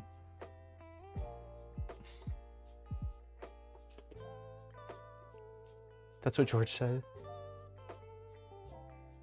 It's all about shrinkage. For this is asked 100 times, but which of your printers is the box to go on? It's going to go on the 2.4. Yeah, the initial plan was to have it go on the Qt Plus 4, but after diving through the Discord for Box Turtle and seeing I saw one person I think was running it on the Q1 Pro, which is not the Plus 4, although they do share some similarities. But it sounded like it required reworking quite a bit of macros. It required, like, the screen's not going to work anymore because I think a big part of why they use a forked version of Clipper is their screen runs a custom firmware that's not natively compatible. And then there was some stuff with the bed leveling that was going to need tweaking. And I didn't want to do anything that was going to be a permanent change because Cheaty is supposed to be releasing a Cheaty box for their Plus 4. And if it comes out, would like to be able to test it and not have changes I made cause issues. So, yeah.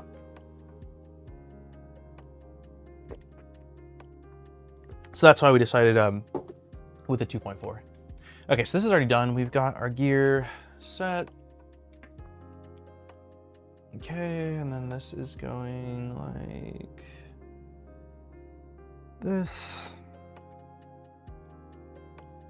Close the two halves. Okay, so I just placed this into that bearing. I'm doing it this way, so that way hopefully it doesn't fall out. And then this one is, nope, that's not the right piece at all. Where's the motor mount? There we go, this piece.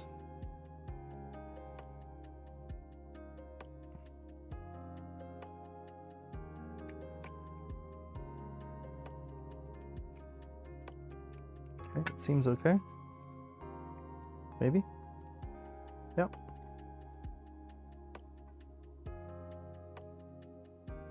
I don't love that bearing at all. But it does seem to be, you know, around the post, so it's probably fine. The commercial clipper printers pretty much need to abandon the supplied software. Yeah. It's an... I don't really...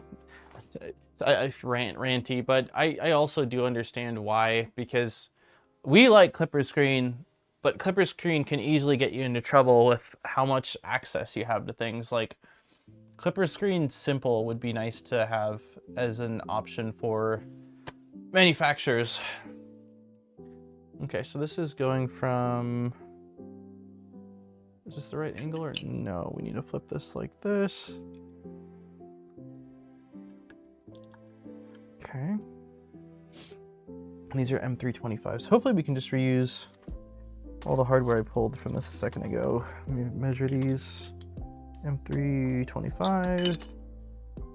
M325.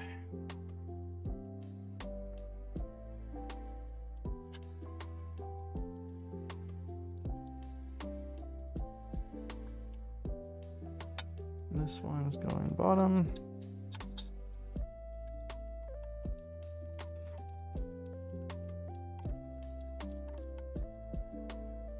In 17 minutes, too, I'll open up the giveaway form.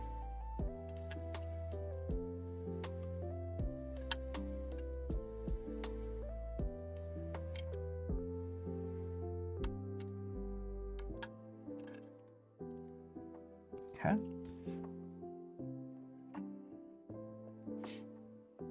Filament through. I'm not sure. Yeah.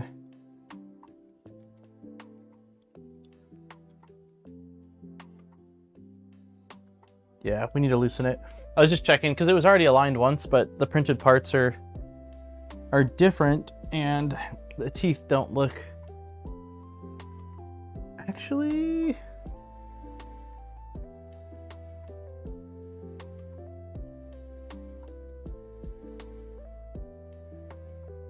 It's got some wobble room. Is that normal? That I'm wondering if it's because of that bearing, but like let me see if I show this. So as of right now, the teeth on this are, or the gears are completely, man, it's tough without the lighting. Okay, there we go. The gear teeth are, the gear is tightened on the post because we were using this before. And it has the ability to slide. I don't know if yeah, it can slide. Can you see that? Yeah, you can see that. I can't remember seeing that before. But maybe that's normal, and then once we put the tension arm in and it interlocks, that'll kind of hold it in place, because like in this range of motion that it can wobble, it goes from being perfectly aligned to not being perfectly aligned. So I can change it, but if I make it perfectly aligned, it shifts the direction. I don't think it should be doing that.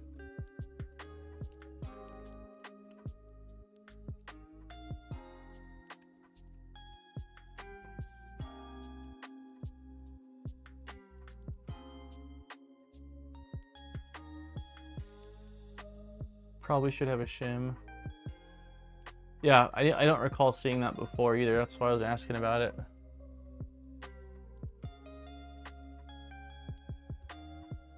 I mean, it's fully seated.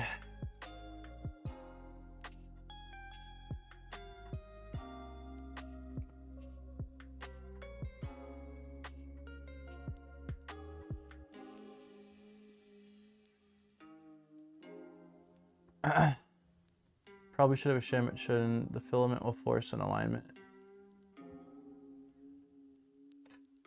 Do we have a shim? I imagine I will probably need at least one shim, if not two. But yeah, I don't build these every day, but I don't recall in the past it shifting like that once it was in place. Delilah, hey, sweet girl, please don't do that.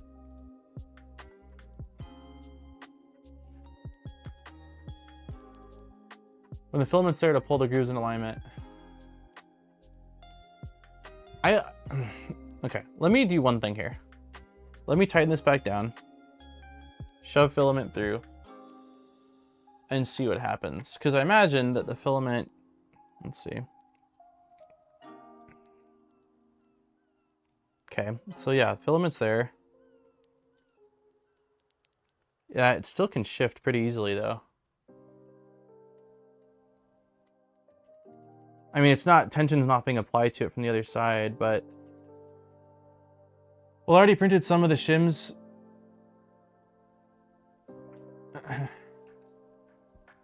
Is there specific shims for this that already exist then? Or did you just model something up really quickly for it?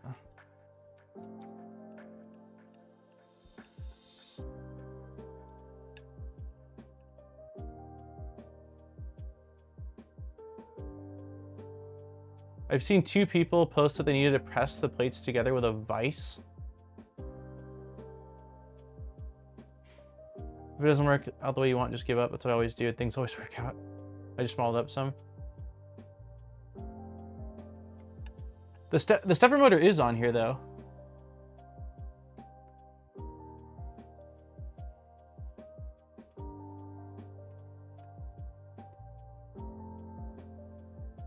The stepper motor is already installed.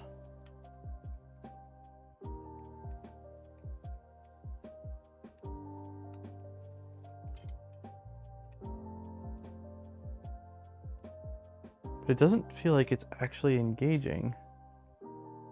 Okay, there we go. Oh, it's because it's not secure. Okay, hold on. Hold on.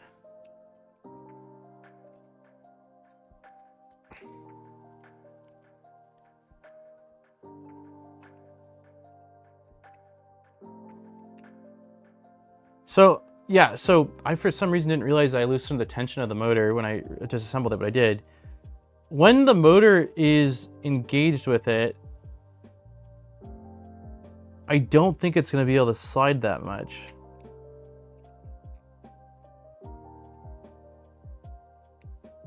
I don't know, I've never used a shim before on this. There's a set screw, but it's not the gear that's shifting, it's the entire assembly.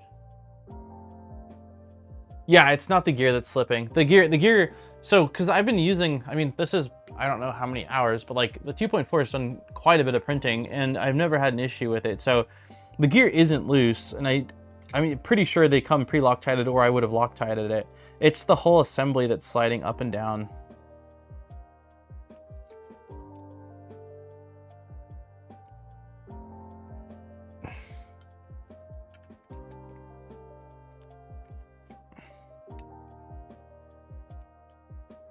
I mean, there's definitely a hairline.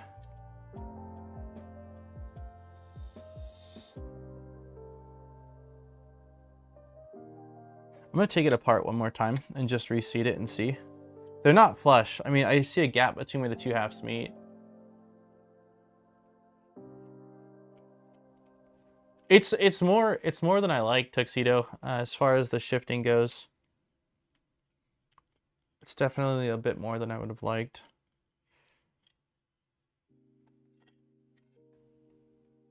Where did my bearing go? Oh, it's still on here.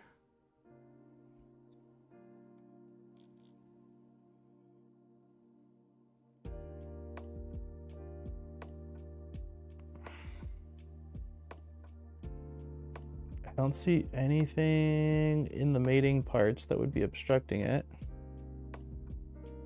And the heat inserts look like they're below the surface, so that shouldn't be it.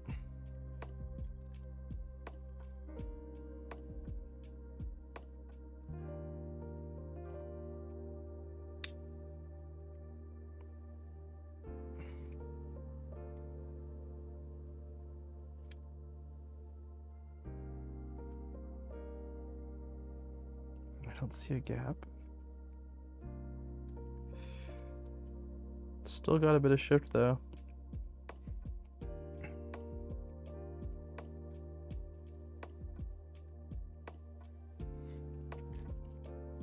How old is this Clockwork 2? It's brand new.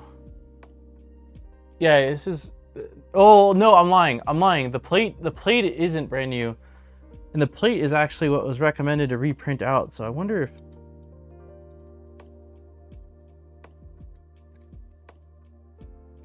It's shifting less.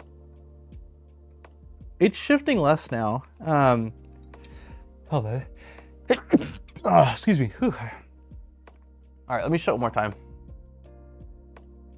I wish I had more light. Damn, I really wish I had more light to show you guys this. Let me turn it a little bit. I'm thinking that based off of where the teeth are moving, that it once I've got filament in and once I've got tension in, that I don't know that it's going to make a difference. Thank you. Let's see. Okay. So you can kind of see that. So let me get a little. So that's perfectly, well, that's the shift, right? There we go. But even at the farthest point, the path still seems like it's within that path. Like even if it were to shift over there, it's not like it's shifting off of the filament path. Like it's within range.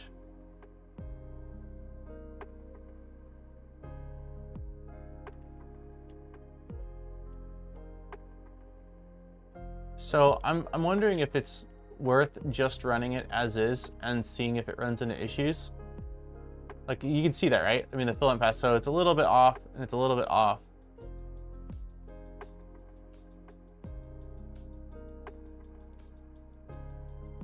Is it engaging with the motor fully? No, it's not. Right now, I don't think it's engaging at all. No, it's completely loose. Yeah, it's not engaging with the motor at all because I haven't set tension yet.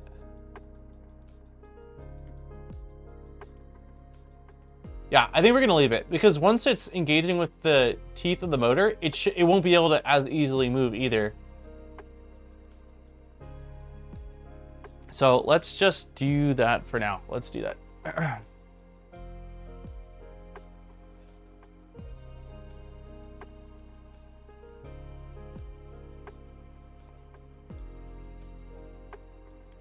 Okay, let me install these two halves back.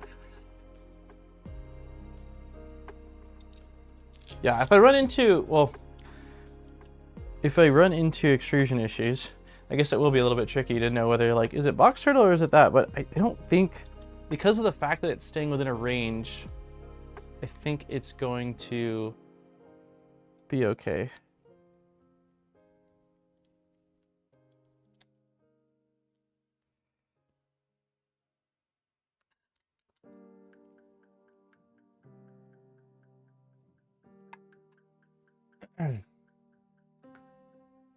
Okay, so let's just say that's good. We did that.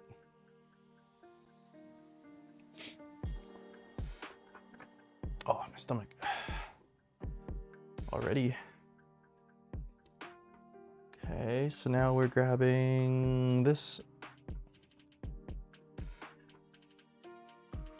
And this is going like this.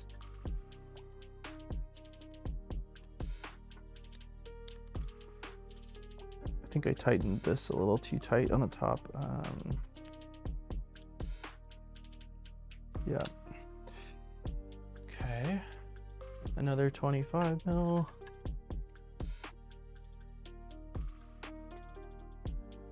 Is this the same? This feels like a different playlist.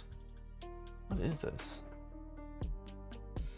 Oh, it's still Stream Beats, but is it because Shuffle's on?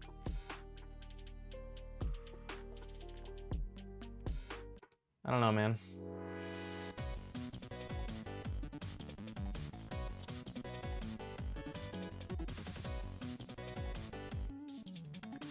Where do I get my stream music from? It's all Spotify and it's all Harris Heller's Stream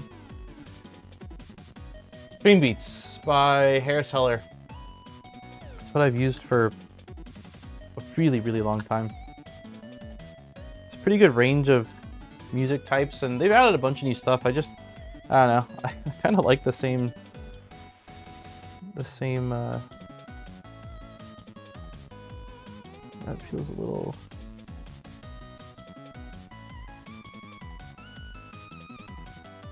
That's probably fine.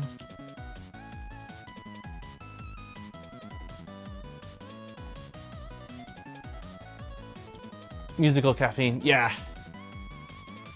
Like I don't know. I just feel like it works for the stream, and I've really enjoyed it. Okay, so we're using different parts for a few things, and I think this is one of them.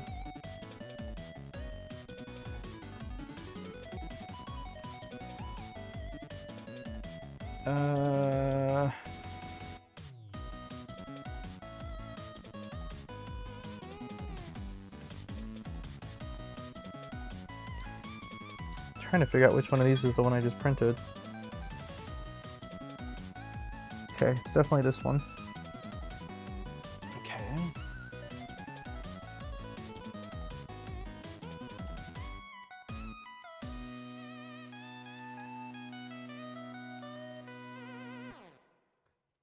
Another M325, so all I did was just drop, I mean, I feel like most people here have seen Clockworks built plenty of times, but this is the new latch. I don't really know how it differs. I didn't see anything. It could be minor, like maybe it's minor tolerance things. I don't know. Let's see if I can get this in. There we go.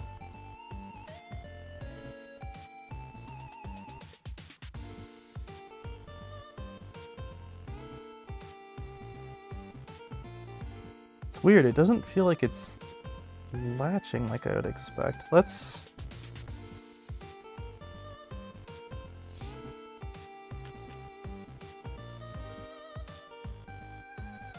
I guess let's put the screw in and see what it does.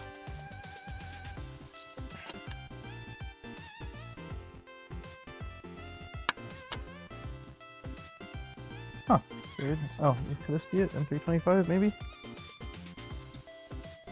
No.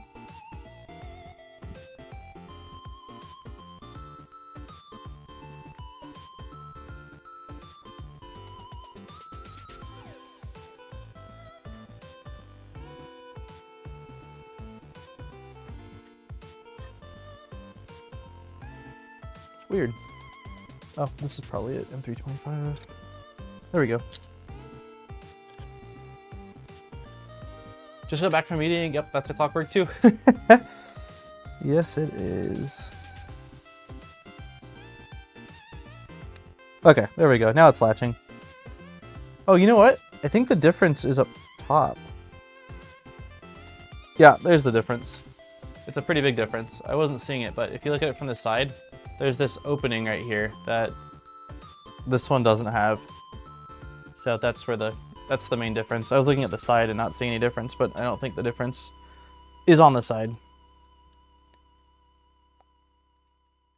Yeah, FilamATrix Clockwork too. So there's a sensor, Let's make sure this latch is okay. That feels okay. It snaps nicely. Cool. Okay. For the ECAS, oh yeah, that's exactly right for the ECAS. Yeah, it's clearance. Yeah, this part, I'll show it. You can kind of see it, yeah. So it protrudes there for the ECAS fitting, and so they basically just shaved off that little section, so when you lift it up, it can get beyond it. So, yep, that's exactly what it is. Makes a lot of sense.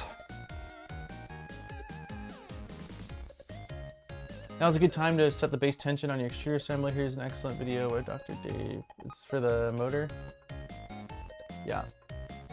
Right? Oh, anti. I feel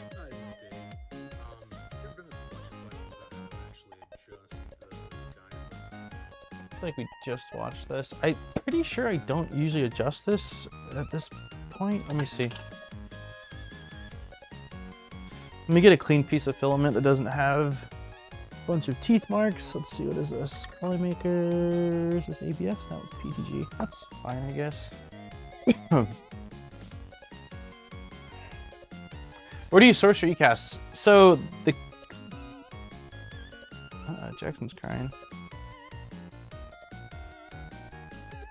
Nap time, maybe? I don't know.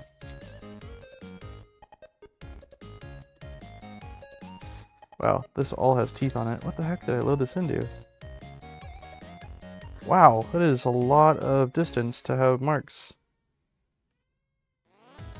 Okay, stops. That's a ton of filament. So I just bought a bunch off Amazon, actually. I bought this big bag. I think I need some for the build I'm doing with Steve, and so this was like the smallest bag I can find, and I don't know if it was 50 or 100 pieces, but they're pretty inexpensive. But for this kit, I didn't source it. It all came with the kit. Okay, so let me cut off some filament. This should be plenty. Also, let me open up the giveaway. I'm 3 minutes over.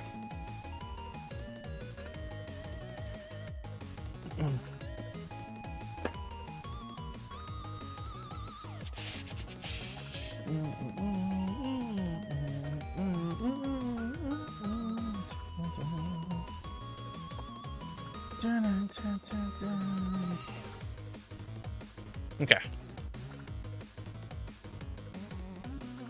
Pin message. Okay, so that's open. Give me 1 second.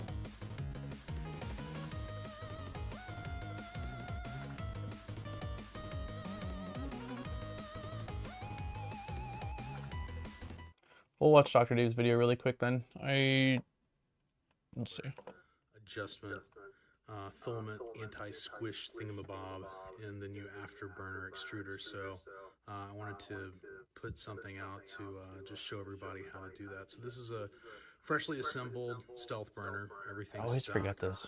I'm going to tighten down the spring pretty tight, good and tight. This is bottomed out. You don't have to bottom it out as long as it's good and tight. I'm going to go ahead and clip that in place. And then with this particular gear set, you can see that if that's all tightened up, you can hear that's binding up. Those gears are binding up. So what the anti-squish thingamabobber does... Oops, you guys can't see. I'm going to come in here, and you guys can hopefully see I'm getting in that screw. What it does, and if you look carefully at the gap here, as I back this off a little bit, it pulls that guidler arm out just a little bit. Okay, so I'm going to start back from all the way in. I'm going to feel as I back off, right, as I unscrew counterclockwise. Hopefully I can actually get counterclockwise. I'm going to feel that start to loosen up. Okay, what I'm looking for is I just want to back it off just barely to where I don't have any more grinding, where it moves smoothly. Okay. As soon as I'm there to where it's moving smoothly with no binding, that's where the guidler adjustment is just right. Okay, now my tension's off, right? Now. Huh. That is not at all what I thought we were going to be doing. Okay, yeah, it's definitely different than I thought that I recalled. So we're gonna take the motor out so that way I've got easier access to the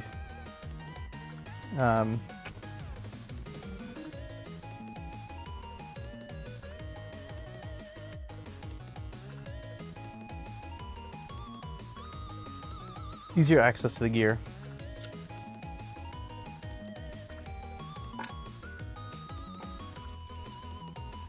Echo? Was the echo from the video going through both the microphone and the... Sorry about that. Okay, so I've tightened up this arm quite a bit. We are opening this up. Oh, we don't have to, right? Anti-squish you access from by going through. There's a little compartment hole there. Okay, so that is very tight. And it's a 2mm screw, if I recall.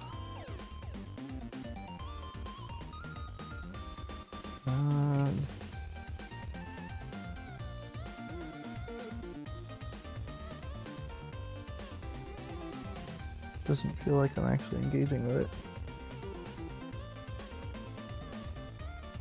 Maybe it's a 1mm? Am I or 1.5? No, I think it's a 2mm screw. Tighten the tension. Yeah, it's I guess I can tighten it more. Probably. Okay, there we go. Tension's really tight.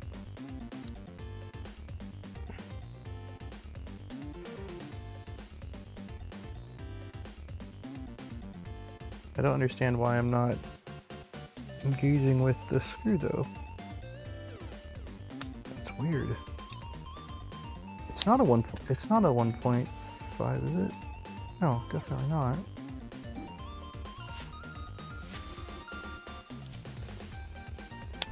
Pasios!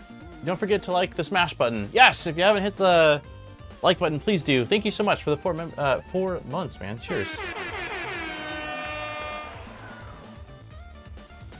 The video said you didn't have to bottom it out, so it's pretty damn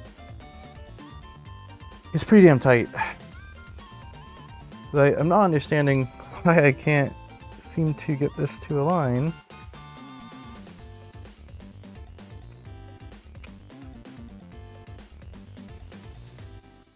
Yeah, it does not want to. Wait. Hold on. Yeah, it's definitely not tightening. I don't understand that.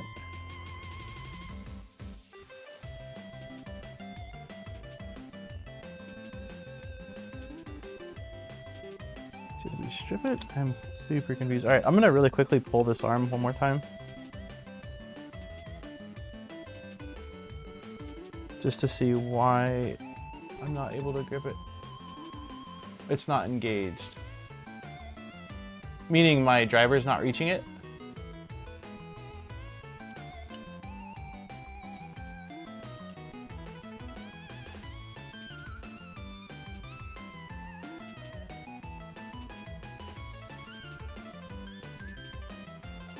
Hey, Poity. Dude, I haven't, knock on wood, I haven't had any mice in a couple of weeks now. I'm really hoping it stays that way. Do I have to take out the arm again? No, I think I got it. Are you saying it's not engaged because I need to bottom it out more? Or are you saying it's not engaged just because my driver is not actually aligning with it?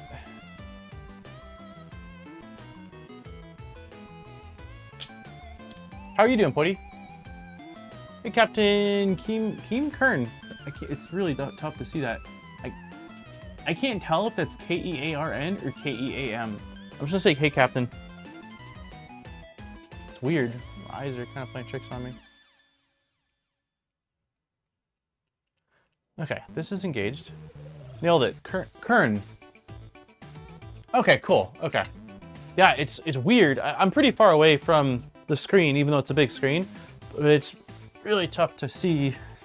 It's really tough to make that out. Yeah, I don't understand why. Oh, wait up.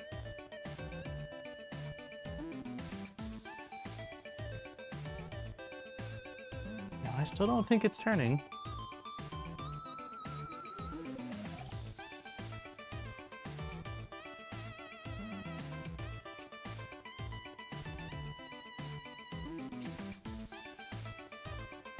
Gotta be doing something wrong. The font makes it tough. You don't have any mice? Really? I've got a couple you can have. Yeah, like we had mice in the garage.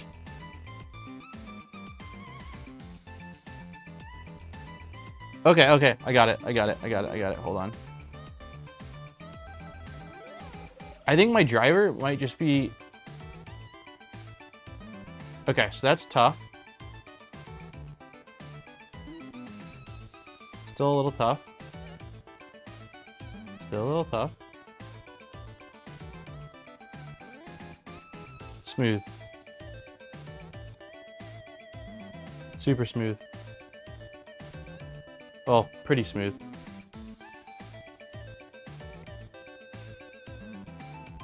Okay.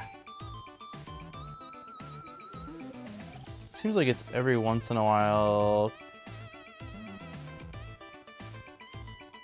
Maybe a hair more, but it's close. I think it might just be that the width of the driver. I don't know. I don't know.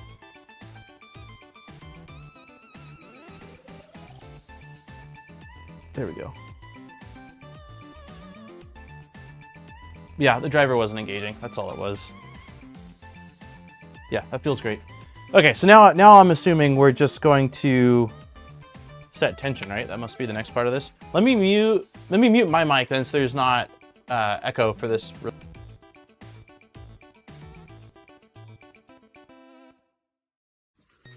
Saying what the filament tension should be is probably fairly contentious, but I'll show you how I set it. So I take a piece of scrap filament, clamp it in. I'm gonna, oops, I missed a step. Back this off.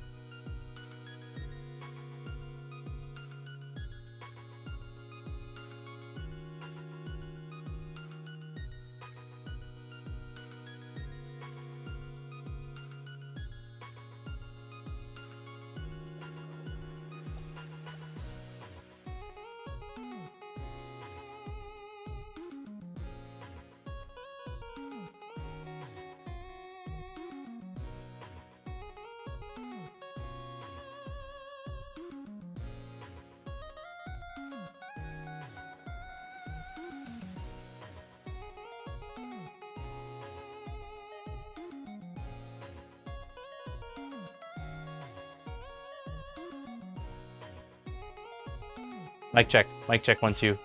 I unmuted the wrong thing. Hobo, thank you for 13 months. My bad, y'all. I'm but one person juggling probably too many things. Okay.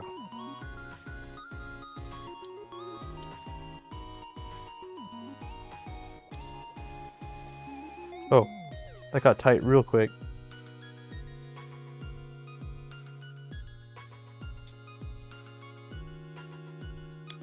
Wow. Yeah, that's still a little too much tension.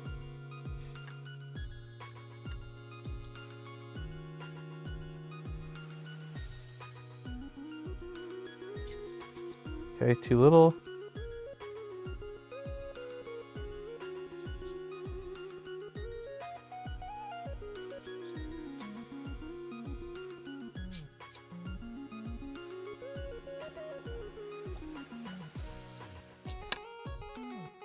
think I'm gonna call that good enough. Let me quickly try this one more piece of filament here.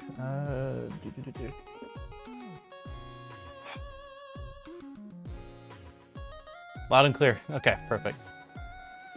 Sorry about that. Yeah, I unmuted. There's a bunch of bars with things going on.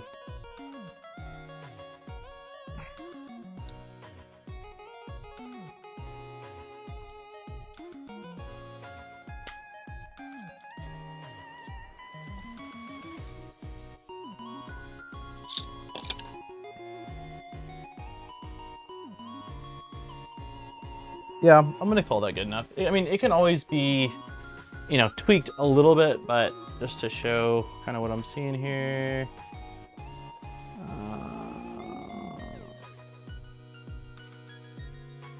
Okay, they're right there.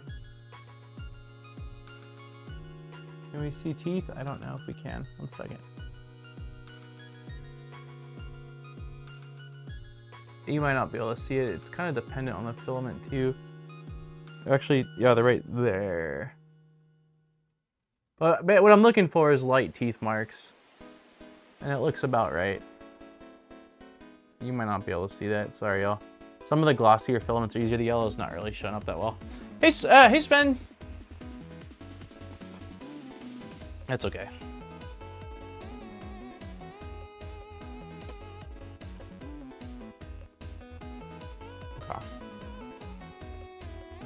Latch, we did. We did. Wait, didn't we? No, we didn't. What am I saying?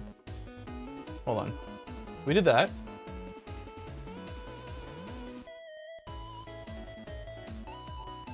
We definitely did that. We did not do this.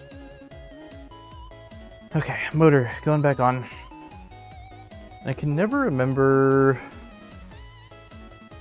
on orientation. Yeah, no, this has to be right like this. Especially if you're using a toolhead board, you want the wire to come out here, wrap around here, then it'll plug into the board somewhere over here. We are gonna have to set our motor tension though, shortly here. And this is saying an M330, which is our long one.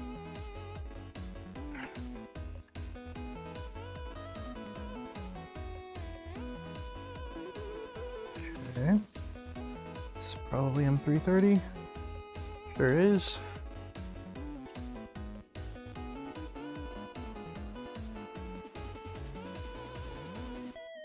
Chasing too many balls, juggling with too many rabbits. You have to hold the gear while doing that.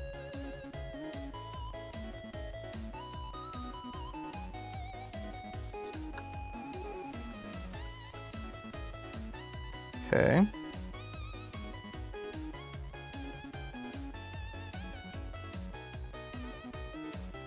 And it looks like the shim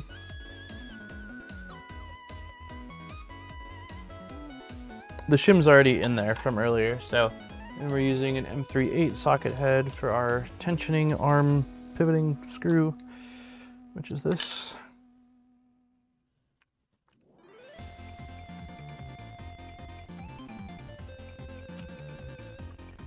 Okay.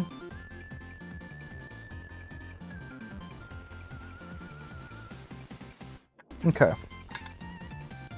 All right, so now we're gonna do the tensioning.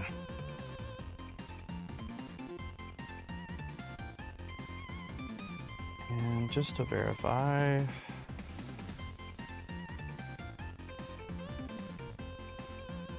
I think I tightened the other one a little too tight because I can't pivot.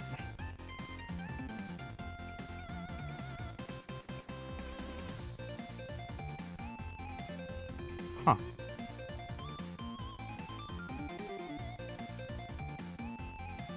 That's weird.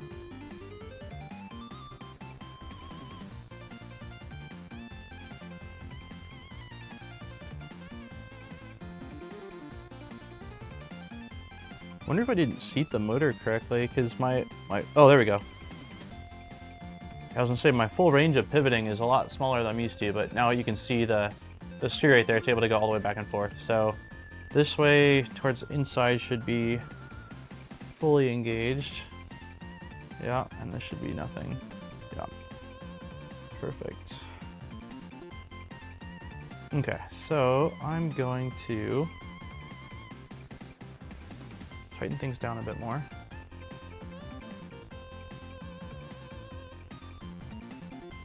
There should be no, yeah, it's too tight, which is what I was expecting. That's too loose.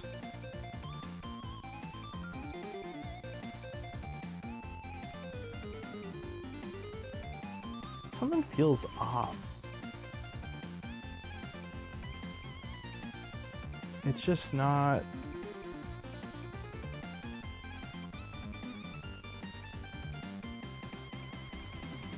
Like, it's engaging.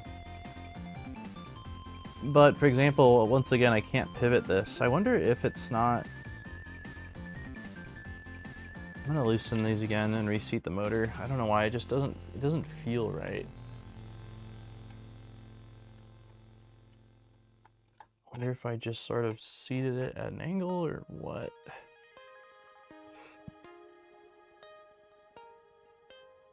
It seems fine.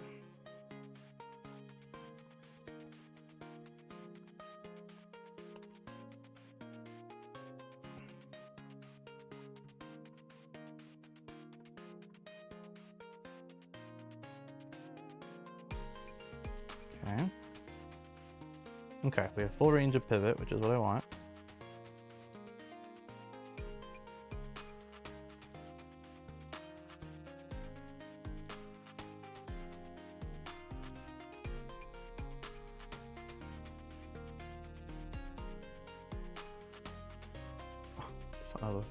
I didn't even install the damn screw. Okay, let me get the screw started. This one's tough to show. I know Dr. Dave has a really good video. I may have missed your reply, but you were busy when I asked. Are you going straight to the filament sensor GPIO on the NHK or some other way? Are you going straight to the filament sensor GPIO? I don't know. Someone said that they were running it on, was it you, Evo, that said you were running it on the Nighthawk? Yeah, I don't know. Whatever's recommended, I suppose. I had concerns whether the Nighthawk would even be compatible, and then I don't remember if it was you or someone else earlier that said, yeah, they're running it, it's fine. But yeah, okay, so it's this screw. This screw is what's causing it not to pivot. It's not an issue with my seating. It just locks up a lot with a lot less tension than I would have expected. There we go. I have both sensors set via the extra GPIO holes. Okay. So you just soldered directly to the holes on the board. I'll have to look once I get this done. I'll grab the Nighthawk that's over here and take a look at it.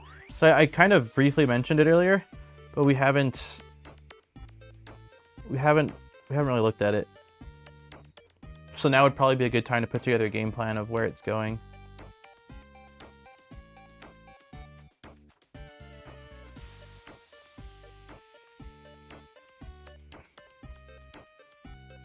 Okay, that is too tight. Still too tight. Too loose. It's such a sweet spot with this.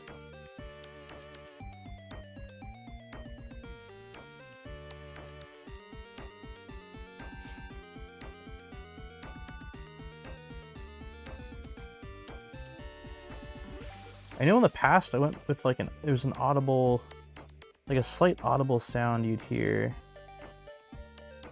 Oh, audible, but.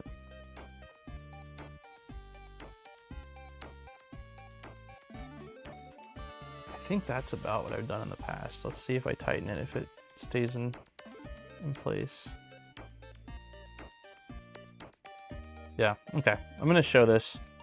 I think this is about what I've done in the past.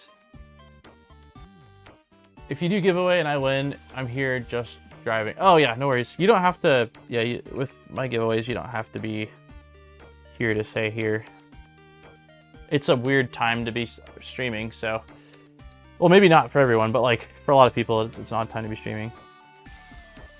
Yeah, I think this is about what I've always done, so. If I look, let me see if I move it. See that? It's just shifting a little bit. And I can hear a click sound. If I'm not mistaken, that's almost always what I've done in the past. So hopefully that's okay.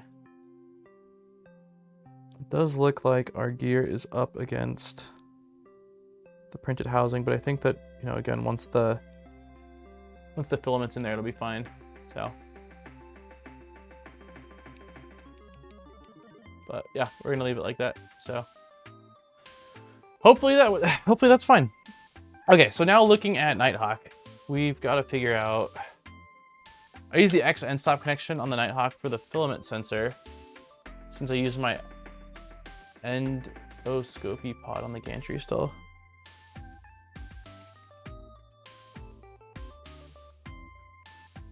Is my 2.4?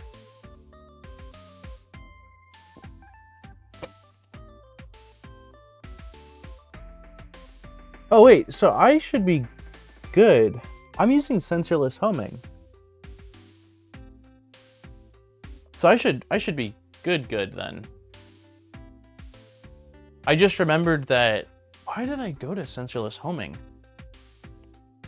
Or did I not go to sensorless homing? Am I tripping? No, I don't have the PCB board. Was it something with Nighthawk that made me go sensorless homing? I don't know. I must be using sensorless homing though. So if that's the case, I imagine I could probably just use this, right? The CT, or that's chamber thermistor, so probably not, but there's a 5-volt, just wanted slimmer wiring. Okay. Yeah, let me really quickly pull up.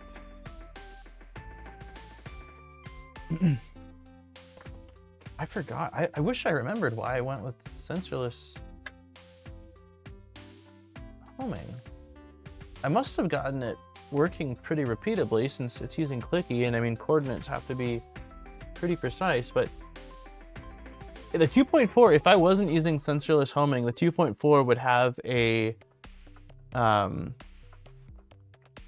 switch on the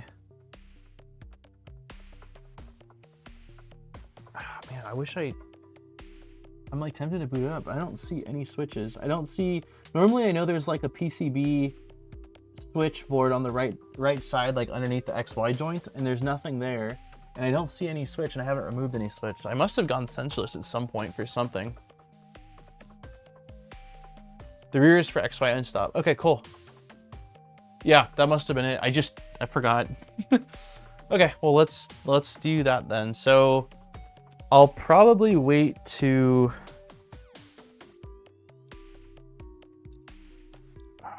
trying to think how much distance. Well, I really won't need much distance if the switch is right here and this guy is going to be mounted right there.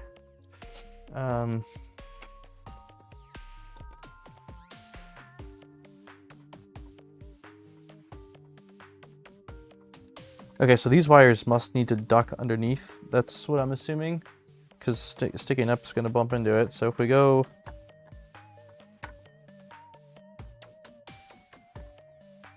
Is there clearance for this? Or am I doing this wrong? I'm doing this wrong. I'm doing this backwards. Yeah, that's the... Okay, it goes like this. And it needs to go back there is what we're saying. So I should probably be fine with, let's see, maybe I'll give myself a little bit of extra just because I know myself. And if I don't, something will go awfully wrong. Yeah, I did that wrong. So maybe that distance should be plenty. Approximately.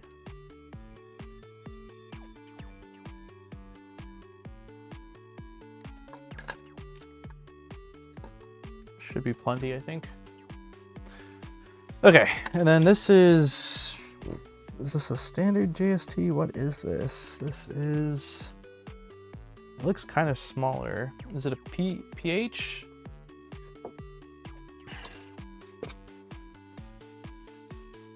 PH 2.0 maybe?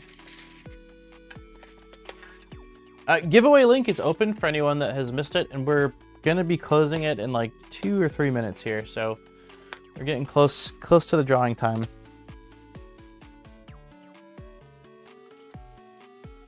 This feels like it's probably the right size. Yeah. Right? Yep, it's PH 2.0. Not my favorite, but not my least favorite. I'm okay with PHs. Good morning from Australia. It's not often to catch you live. Hey, Brent. Thanks for stopping by, and good morning to you. Is Jackson coming back upstairs?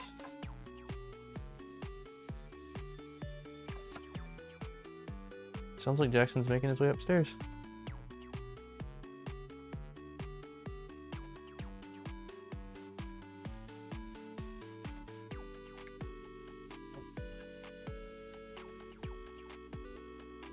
Two visits in one day?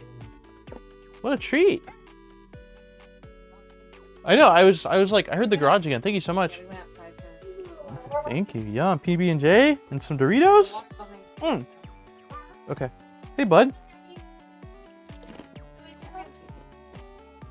You gonna go eat your food? No. Hey, you gotta go eat your peanut butter and jelly. Mommy made you a sandwich, bud. Hey, if you go eat your PB&J and take a nap, maybe afterwards we can go in the backyard for a little bit. If the weather's nice. Okay. Can you go eat your PB&J, bud? Hey, you can't play with that, kiddo. Hey, look at me. Look at me. Hey, you go eat your PB&J. Look at daddy. Look me in the eyes, not my mic. Look at me. Hey, if you go eat your PB&J and you go take a nap, afterwards we can go play on your slide in the backyard, okay? Okay. All right, come on, let's go. Go eat your PB&J so you can go on the slide after and take a nap, okay? Mommy's got you. Daddy's got to eat his food. I love you. Thank you, baby. I saw. Thank you.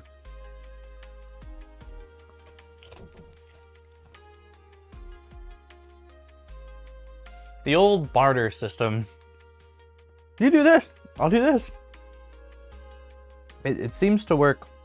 It seems to work fairly well.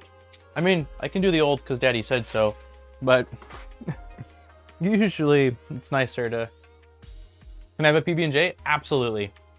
Okay, let's do the giveaway, and then I'll crimp these wires, and then we should be starting to assemble this. The swapping out the bottom should only take a brief moment. I think it's basically just take out 4 screws, put it in the new one, and then I have to cut the PTFE to a different length, I believe. I think that's the only difference.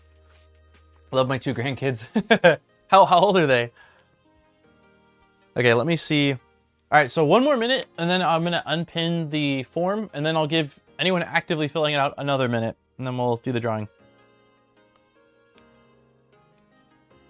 Barter or bribe? Yes. Say, he's still yelling from the stairs. Save Daddy says so when he wants to destroy something, yeah. He's very stubborn. He's a very stubborn child.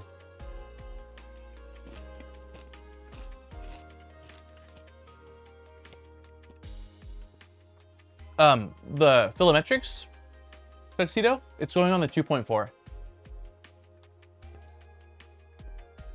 Oldest is 13, youngest is 10. Okay, so they're a little older then. I bribe my kid all the time with stickers. he's recently. How about you have a daughter? I can't remember. I feel like you said it like 4 maybe. Jackson recently discovered stickers, and it's a disaster.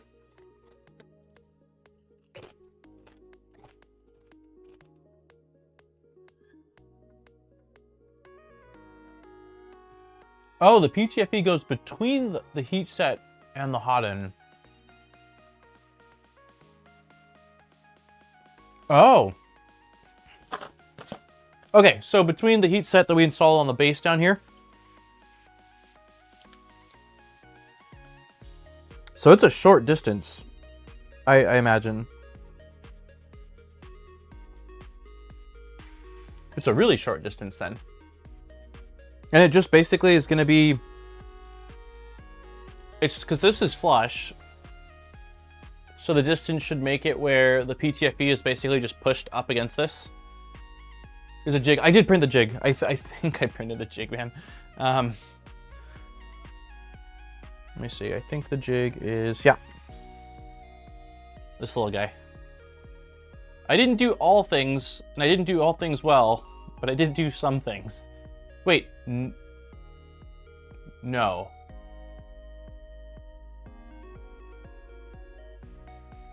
It's in the duct? Wait. It's in the duct.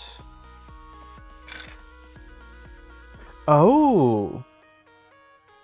Gotcha. It goes in the top up here then. It looks like there's a spot for heat insert. So it's going from hot end into the bottom. Okay, it'll be pushed up against the base of it inside here. I guess we just haven't installed a heat insert yet, so that's why I probably didn't realize there was a heat insert. Right? Does that sound right? Okay, let me unpin the... Yeah. I imagine it's probably in the next step, maybe? Is that why we haven't seen it?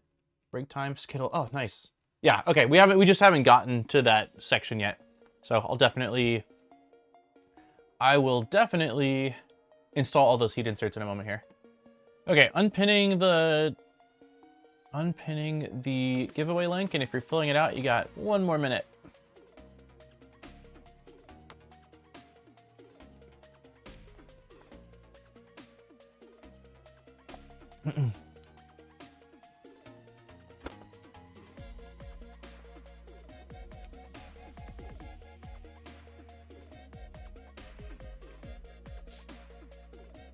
Was this something from the car and had to pull over? Oh no! I thank you. I really appreciate the save my butt. I really do. Thank you. I think we would have caught it, but I'll take all the, the warnings.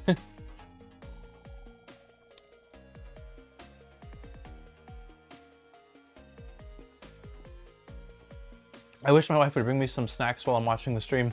You can ask. Maybe you ask nicely.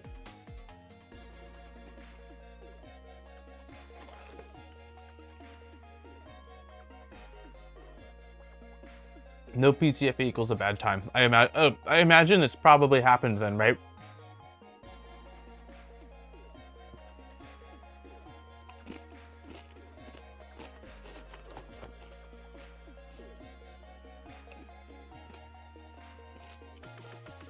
I was like, it's snacked. Everybody have a snack. If you have a snack around you, go have a little snack. Everyone needs a little pick-me-up on this Wednesday. Okay. Napkin? Yep. It is giveaway time. It is that time. Let me change the camera to me so that way I don't accidentally show everyone's emails and such. Nice, 162 responses. That is quite a few. Wow. Okay. Nice. We got 208 people here. Thank you, everyone. I have not looked at anything other than chat, my camera to make sure I'm in focus, and all this stuff. So thank you, everyone, for being here today. I really appreciate it. Okay, so we are doing giveaways, yes. Or a giveaway.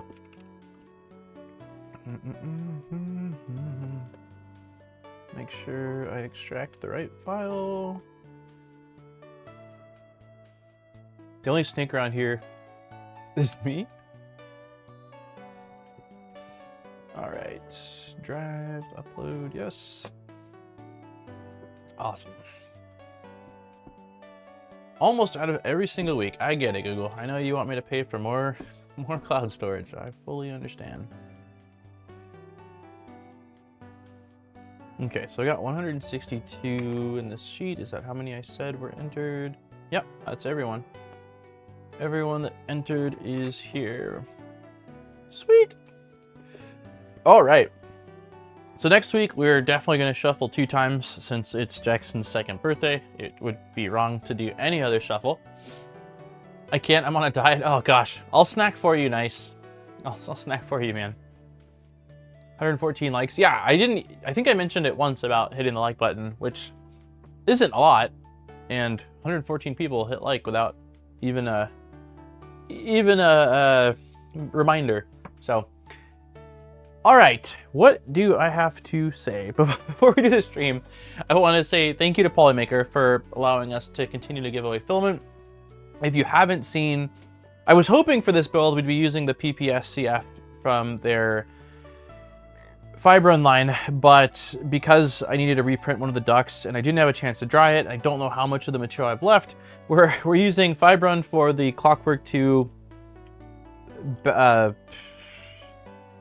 I don't know, one of the main body of it, and then everything else is Polymaker ASA, and then the red is a different manufacturer. But yeah, thank you. Getting sidetracked here. Thank you to Polymaker for allowing us to do these giveaways. Whoever wins will get contacted from me within 24 hours, probably this evening, and the winner will get a gift card that will cover basically all of their standard PLA, ABS, ASA, and PTGs. And if you want to get like a specialty spool, you can use it as a discount off of the total amount. And yeah, I think that's what I've got. Thank you everyone for anyone that's used the link to purchase filament, because it does support the channel. The video I did on the Fibron material sent a lot of people over, which is pretty cool. I didn't realize that video would do so well. I thought the material was freaking cool, but it's expensive and kind of tough to print, so I thought people would be like, meh. But no, people really, really liked that video, so I'm happy about, because it was certainly a lot of testing out different things with that. So, how many shovels for today? That's the 26th. I'm gonna do 26 shuffles today. Next week's gonna be 2. Today we're just gonna do 26. It's the 26th. Let's shuffle 26 times. 1, 2, 3, 4, 5, 6, 7, 8, 9, 10. 1, 2, 3, 4, 5, 6, 7, 8, 9, 10. 1, 2, 3, 4, 5, and 6. Okay, good luck everyone. In 3, 2, and 1. Here we go.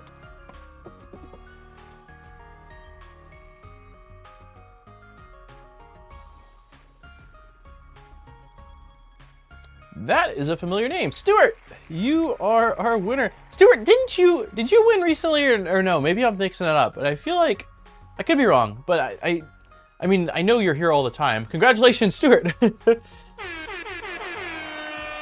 I will send you, oh, I dropped my power supply. I'll send you an email this evening, then, I'm trying to think, this evening, what will I be doing? Yeah, I'll be working on stuff in here, so I'll be around and I will get you the email. Oh, first time? Awesome, okay. The name, I know you're here in the streams a lot, so I'm like, Stuart sounds so familiar from the streams, but I sometimes I mix up like, okay, no, it's just a like regular face versus, no, you've won quite a few. So congratulations on your first win, and I'll send you that form this evening then, so look out for that via whatever email you put in the form. So once again, thank you to Polymaker and everyone for entering in, and we will do this next week. Yeah, same time and same place. So let's get back to doing some crimping and getting the bottom part of this hot end, the FilamATrix. I don't know if I'm saying that right, but you know what I mean. Okay, let's strip some wire. Stripping some wire, and for the PHs, I know that I don't need to strip very much at all because they are even smaller than the. What's the size up? The X is XT the next size up. The only difficulty is stripping. There we go. That was exactly the amount of filament, or not filament, sleeving that I wanted to remove.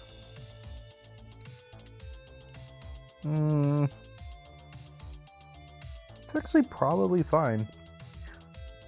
I always overdo it with these. Okay, here we go. More things need JST VH connectors. Is VH the size up from this? If it is, that's my favorite size. It's that size, then PH, and then everything else I despise. FilamATrix, is that a dominatrix making? I think like, I'd be curious. Well, I know that it's a slight name change from the original one, because the original one, as far as I'm aware, was abandoned, I think. I don't know the full lore behind the initial Toolhead. I had heard of it when I was looking at ERCF stuff, like, I don't know when that would have been, a while ago. Having to shoot off, meds are kicking my butt. Uh-oh. Enjoy the build and enjoy the stream, everyone. Don't forget to smash button. Hey, thank you so much for hanging out, and I don't know if it's like sickness medicine or what the medicine is, but I hope it helps, and I hope you can rest, and yeah, and you're feeling better, man. Thank you. FilamATrix is the new FilamATrix. Oh, FilamATrix.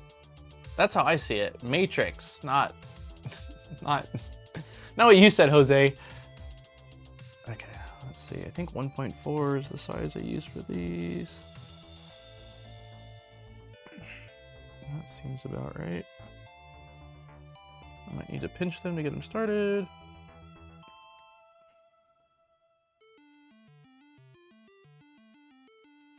Okay, and make sure I'm not compressing. No, we're fine.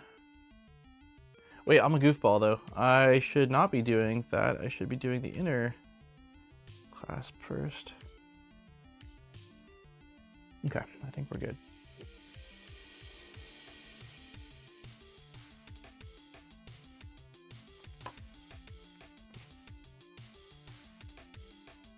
Delilah, hey, sweet girl, can you please stop licking yourself, Delilah? It's very distracting and it's not good for you. All I hear is... She's always had issues with, like, I think it's anxiety. I don't exactly know, but she was doing better, and then this doesn't look like it's gonna. Oh no, that looks great. She was doing better, and then it's gotten pretty bad the last.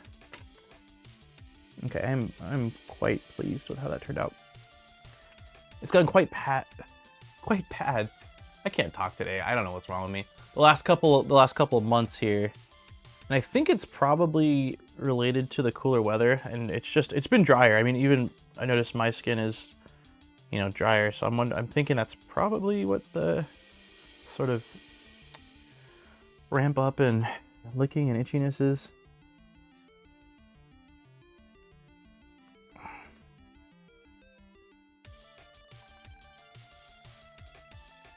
Okay, hoping that's okay. I think I maybe didn't remove enough sleeving. I got over paranoid.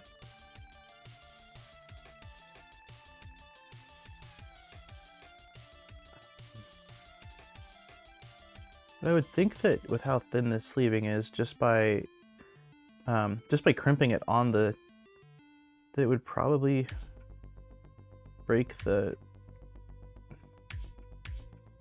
I would think that would probably break the sleeving and make contact, so.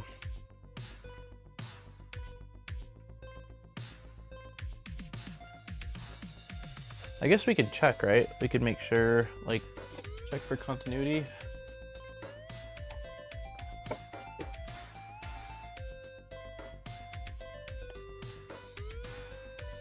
VH is almost twice as big? Oh, wow.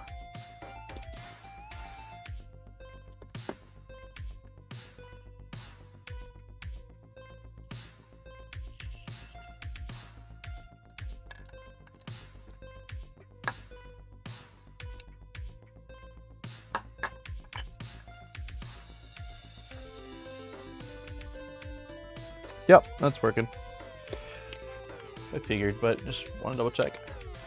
Hey, warp, yeah, warp works. Okay, so that's good. Doom. And I think we're on to the next section. Yeah, cool. So we are installing more heat inserts. So top part's done. Quite pleased with how it all turned out. It does look a little funny because it's two different materials. We've got the PPS, come on, focus. PPS here, the carbon fiber, which you can see, and then just regular ASA, but it's gonna be not really noticeable to anyone but myself, so it'll be all right.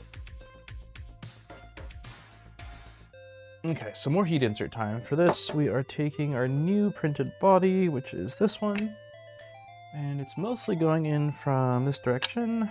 Let's go ahead and plug our power supply in our soldering. Put our right tip in. There we go. This one's loose compared to the other one.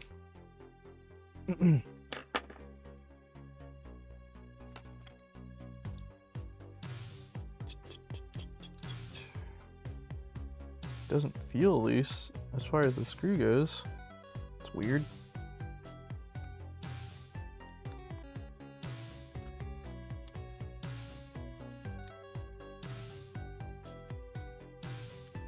I don't know.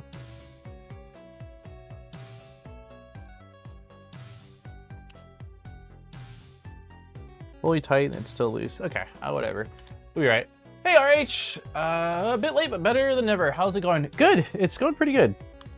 I ended up reprinting quite a bit of almost all of the clockwork. Nope, just the FilamATrix parts.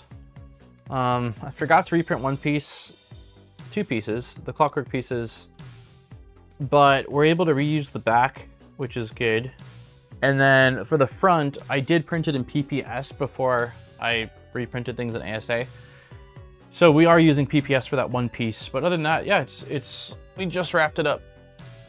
Well, I need to, I guess, put a little JST connector on here, but the top part's done. So we've got our limit switch soldered up and installed with the ball. We've got everything tensioned again, and yeah, and the ECAS is in. I was concerned, that was my biggest concern, was that I was gonna split the PPS part because of how stiff it is, but it didn't split. Is there a filament cutter printhead that can be used on the Micron?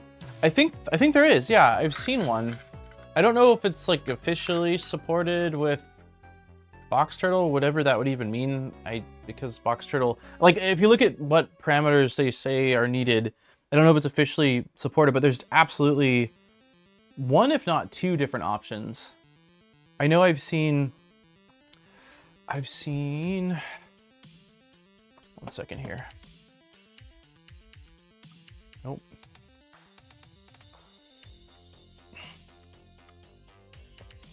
Nope, I'm not logged into Twitter, so I can't do it.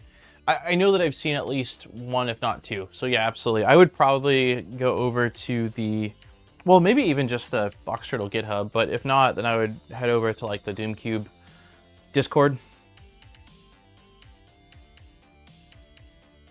But I saw one pretty recently.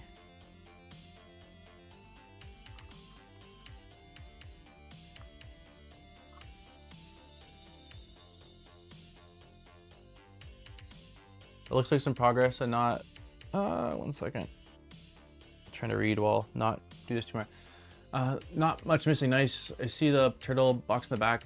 Yeah, so the main unit itself should basically be done minus, I think, the corner covers. I could be wrong, but I think that's it. So we're working on the toolhead. So it'll basically be install toolhead. We have to install the clipper add-on module or whatever. I don't know the name of it offhand, but the clipper, AFC clipper, I think is what it's called. And then, yeah, I believe it's going to be primarily like just testing and calibrating. So we're getting closer to being done with the physical install. And then after that, it'll be, you know, that sort of tuning and testing stage. I feel like overall it's been pretty smooth. I think that the biggest complication I ran into was with the corners and the supports splitting the parts, and the ECAS. Yeah, a couple parts splitting was my biggest issue, but like aside from that, I feel like it's been a relatively smooth build. Maybe I'm blacking out and forgetting something that happened, but I think it's been pretty smooth. Cool, that's in, and then the top one. Can't forget the top one. That's the one I was warned about.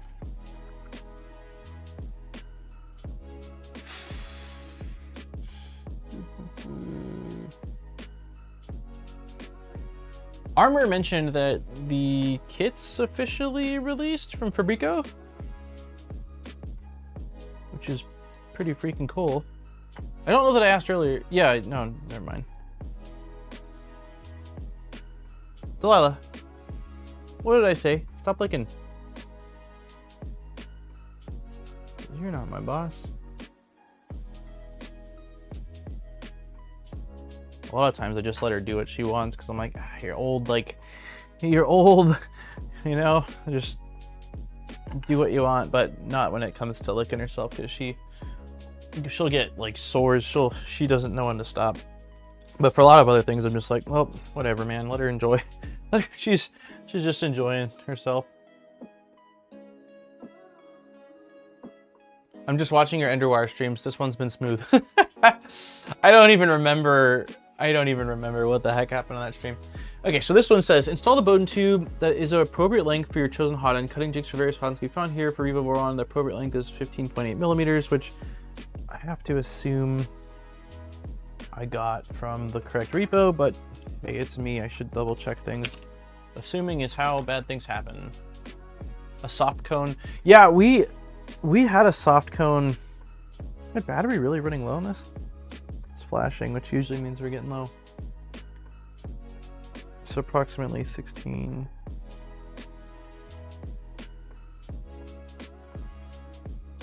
Yeah, this is the right one. We had a soft cone for her many years ago that we loved, and it did a great job because she could still like yeah, it sucked, yeah, she didn't love it, but we didn't feel nearly as bad as having a hard cone on, because who likes a hard cone? It's one thing if you're recovering from a surgery, but just to have on, you know, for a season or a lot of a season feels sucky. Is this the, wait, what is this guy? No, this is for, what did I use this for?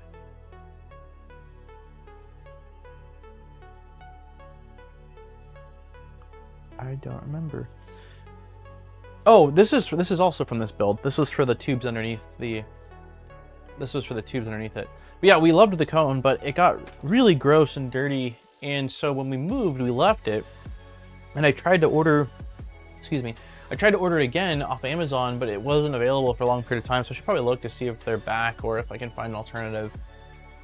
Did I miss any explosions? Nope. Blunt tube cutting jigs, yep, we got that. It's strongly recommended at the end of the PTFE tube facing the extruder part. Wait, it is strongly recommended that the end of the PTFE facing the extruder parts will at least be, okay, beveled, cool. On the inner diameter, yep. Be certain that there are no remaining PTFE inside, sure. There are many methods for beveling, yep, cool. Okay, so 2 millimeter inner diameter. I don't think that's what this is. I think this is the wider stuff. It could be 2 mil. Where's my... Great, I just put my calipers back away. 3D print a soft cone out of TPU. That'd be a pretty big TPU print. She's no small girl. She's got a big old blockhead. Oh yeah, this is not the right stuff. This is 1 millimeter inner diameter. So we've got a lot of 1 millimeter. I think it came with a short strip of, this must be the 2 mil stuff. Doesn't look like it is though. No, this is 1 mil too.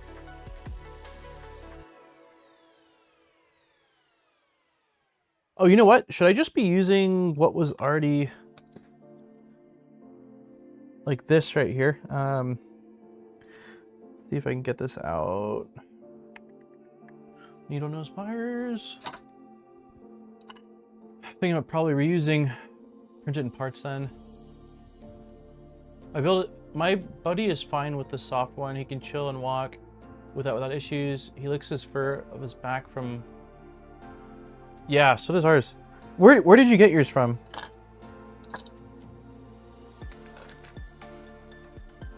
Is this one the correct standard diameter? No, this is 1 mil.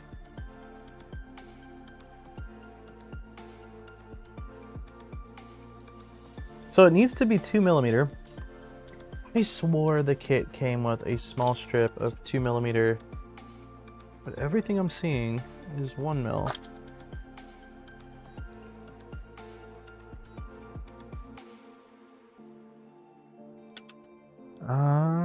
What is, oh, this could be it. This could be it. This definitely looks like it. This is 1.5mm?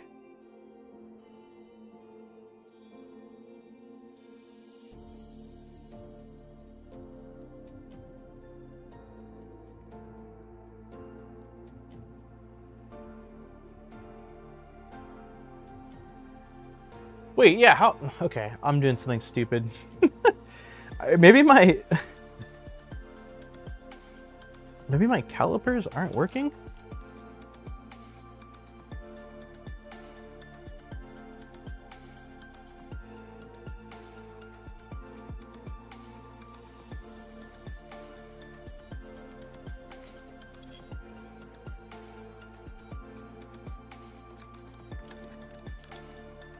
I wonder if my calipers are just tripping out because the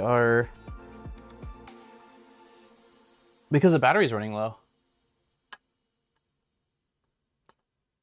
Like, bizarre. So if I go like 0 it, so we're at 0.01, 0.02. I think it's tripping out. Yeah, that's what's happening. It's tripping out. Because if I go to 25mm, it's saying 13mm. So that's what's happening. I don't know if I've got batteries for this, so. Okay, but basically I have two different diameters of Bowden tubing. I've got a thinner diameter and I've got a thicker diameter. A thicker diameter inner is usually for reverse Bowden tubing. And the thinner inner diameter, is going to be usually what you want for an actual Bowden setup. So this has to be 2mm. A filament can pass through it, but there's no spare, like, you know, really any additional room. And this is what came with the kit. This is what we're going to use. Yeah, that was a mind-melting moment there, but thank you for, thank you for talking some sense into me. Because if it is 1.75mm filament, there's no way for the inside. I don't think I've ever experienced the calipers do that, and it was confusing. Where's my blades? Here we go. It's called the Lando. Brand is Petlando. Oh, it's from Germany. Dang it, dude. I don't know. I'll have to probably look for a comparable thing. Use the smaller diameter inside the box turtle. Yeah, I'm going to use... I did use the smaller inside the box turtle. I'm nearly positive. Oh wait, no, I didn't.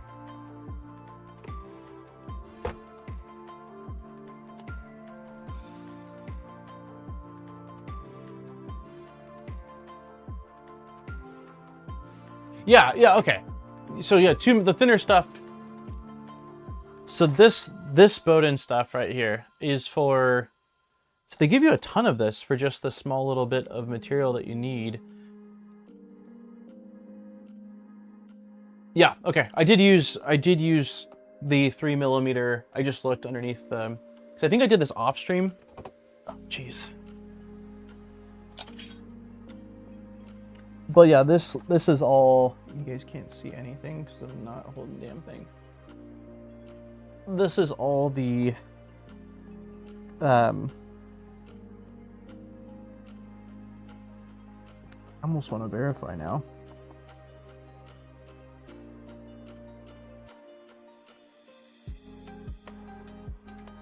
This actually looks like it's 2mm inner diameter.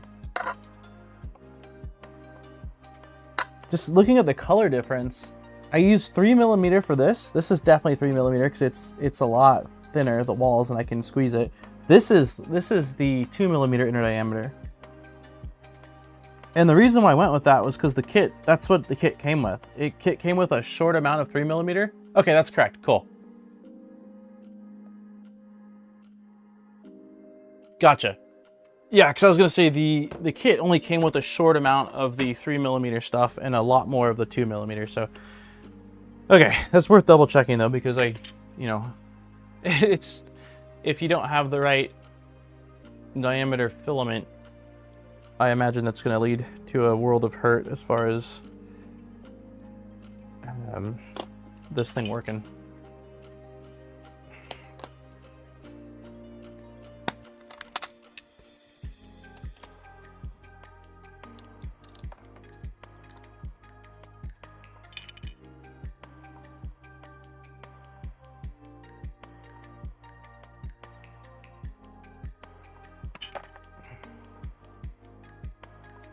Okay.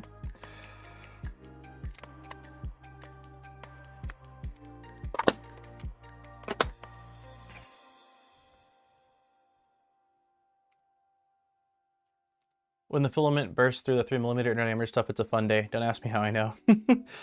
Yeah, it's not a lot of material for not a whole lot of material for it to have to break through, I suppose. All right, and it says it wants to have the chamfered, or yeah, chamfered side facing towards where filament's coming in, which makes sense. That way it goes in and out easier. Here's my little V-bit. I usually just I've used this for like all of it, just a little carbide V-carve bit.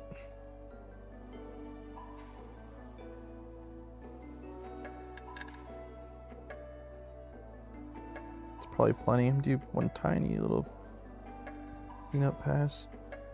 Okay. Yep, that looks good to me. And then this is getting installed from the bottom up to the heat insert.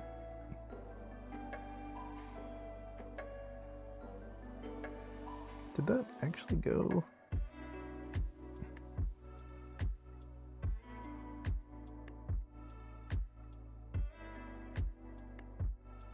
Hold on.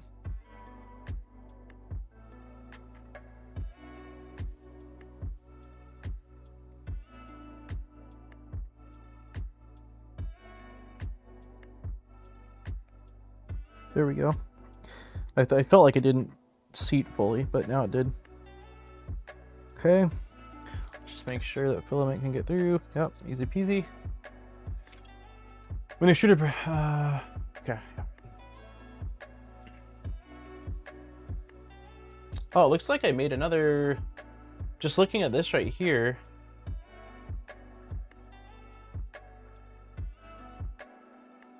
Did I screw up?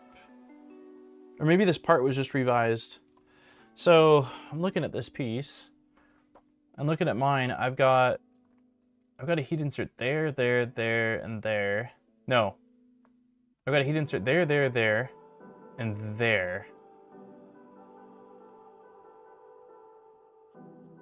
So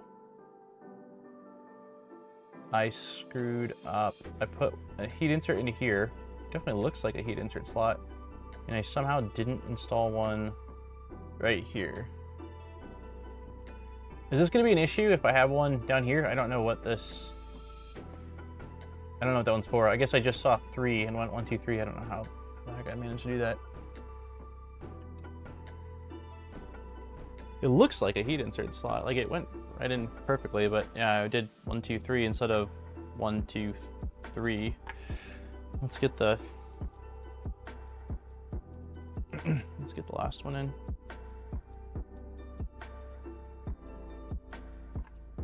Hopefully it's fine.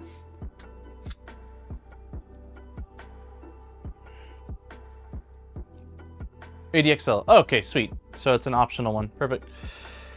I don't think I've used that for an ADXL mount.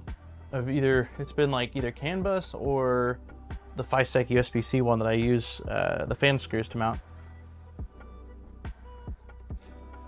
Cool, perfect. No big deal then.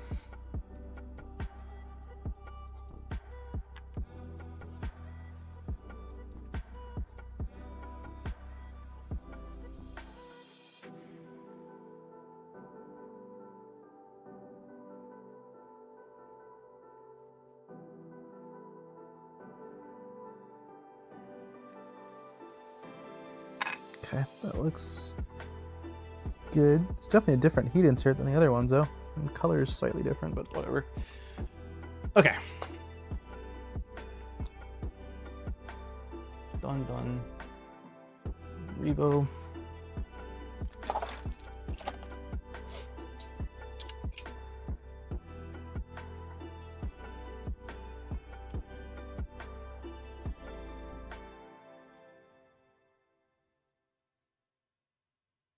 Your parts always look so damn clean. Clean? Thank you. I don't agree with that, but I guess it depends on, like, it's, you know what, it's probably like everything, right? Like, you look at mine and think my parts look clean, but then I look at someone else's and like, man, their parts are so clean. It's all, I think it's probably always just like that. I mean, I don't think these parts look bad, that's for sure, but I've absolutely had prints or builds where I'm like, not my cleanest parts. Two from the other side, maybe? No? Am I tripping? Up top. Yeah, that's why. Grass is always, yeah. Yeah, there's quite a few times where I'll like look at someone's build, I'm like, man, those parts look so good. Okay, that should do it, right? Maybe we need to dump these. That'll do it. Okay, let's get our new piece. So I'm assuming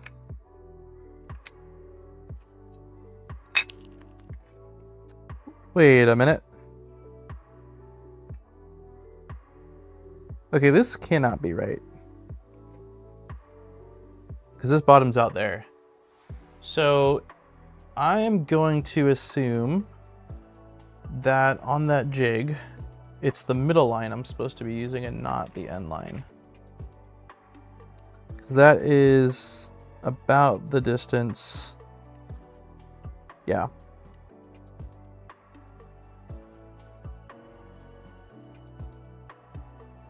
And that's what you need to cut. Okay. Oh, I'm a goof. When I measured this with my calipers that were dying on their batteries. That's also why it looked, when I did it really quickly, I was like, yeah, that seems close to right, but it was not even close to right.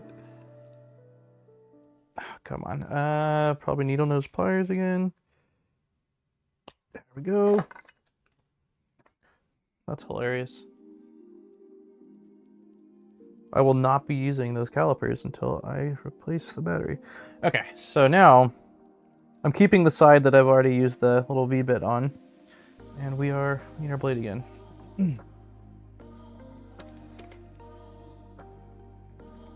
Slicers are making it easy to get through parts. Excited to try Orca Slicer 2.3 bridge settings. Yeah, I've got to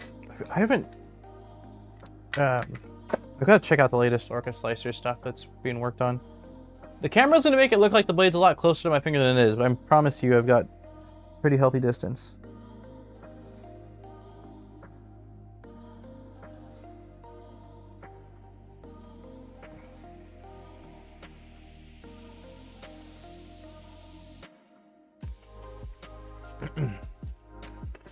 Okay.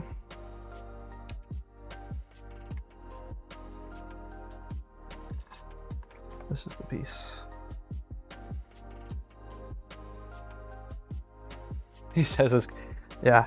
Well, I know, I always get comments about like the blade, be careful. But this time I thought about it and was like, all right, I'm gonna be careful. I know someone's still gonna say something, but you have to take my word for it.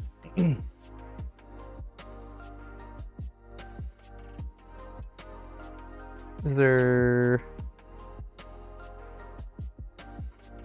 what's going on here, bud? There we go. Cool. Okay, we did it. And now, oh yeah, all screws go in just the top on this one.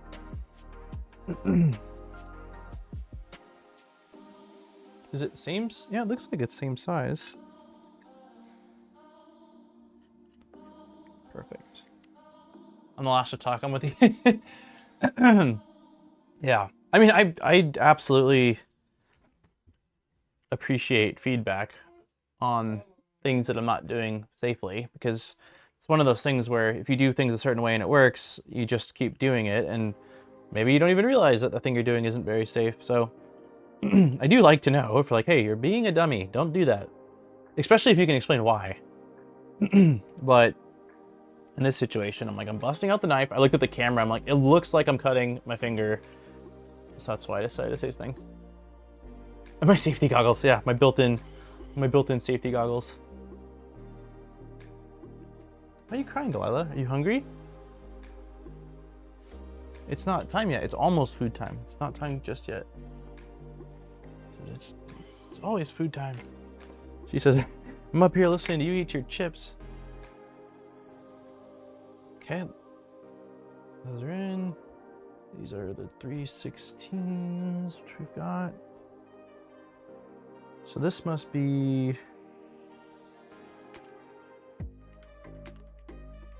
Is this the right one? No, it can't be. This has 2 screws in it. So these are old. I'm gonna move these out of the work area so I don't keep confusing myself. Here's the new one. Okay, so this one goes like the wing. Oh yeah, that's right. It's for the...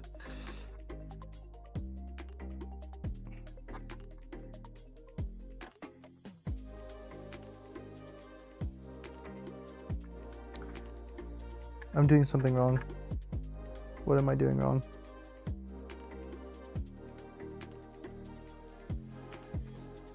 Doesn't look like I'm doing anything wrong. Maybe it's just not aligning correctly.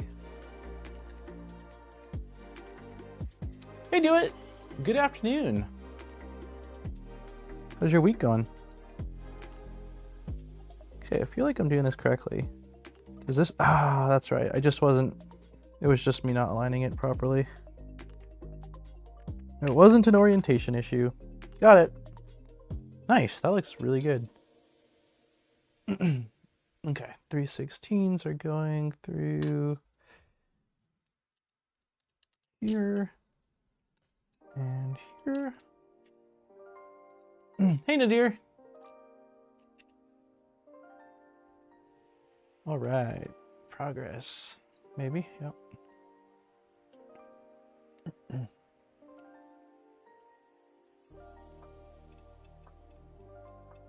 Just installed it last night. Haven't had a proper chance to play with it, but the global filaments is a godsend. Making profiles for different printers and manually transferring settings sucked. Are you talking about the AFC clipper add-on? Is that what you're referring to? Automatic auto filament changing, I think is what it is. I'm the king of live stream injuries. Oh no. I don't think we've had anything major. That is a goal of mine. I'm fine with snapping printed parts. We snap all the printed parts and do the same step 5 times because we didn't read. But yeah, injuries I would ideally like to avoid. Oh, Orca 2.3. Oh, sick. Let me reread your message now. Just installed it last night. Haven't had a proper chance to play with it, but the global filaments is a godsend, making profiles for different printers. Yeah. Oh, okay, gotcha.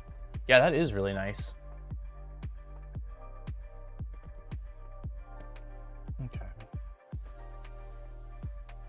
We recommend a safety cap be installed over the cutting edge before handling the hobby knife. Safety cap. I think it's probably something I printed out, right?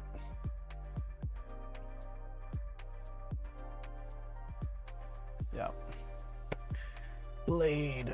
Gosh, we're talking about safety. I'm like, here, let's just bust out the blade. Okay, so let's definitely be careful when we get to the sharp end. And I did print out a couple different versions of these caps because I'm silly and I wasn't sure. Let's see, these are red parts. We're looking for, because I didn't download the LDO zip file. That's what I'm getting at. So I just downloaded a few different cap sizes, but I can't actually find the caps. They're here. I definitely printed them. Drop to gear, that's fine. Here they are. Okay. So here's one, here's two. There's something. think there should be one more. Let's see. Oh no, maybe it's just the single cap. Carefully insert the razor into the knife holder as shown. Okay, so it looks like... Wait a minute, I'm a little bit confused.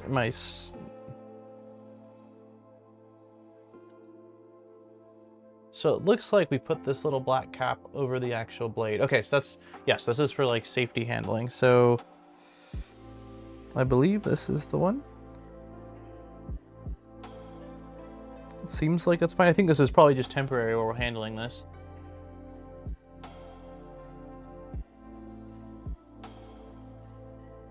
Oh, you got your calipers cut you? Why is my phone? Sorry. Is someone at the door? Nope. Okay. Carefully insert the razor into the knife holder as shown. There is a witness hole in the printed part. The razor should be installed to a depth that it covers half of this hole. Okay.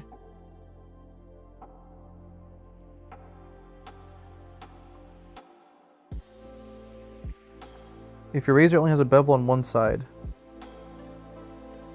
This looks like it has a bevel on both sides. Okay. And then it's gonna slide in like this. So the thing that must be the hole up top is the hole that we want to look at, because this one doesn't look like the blade could get all the way through the printed part to the other hole.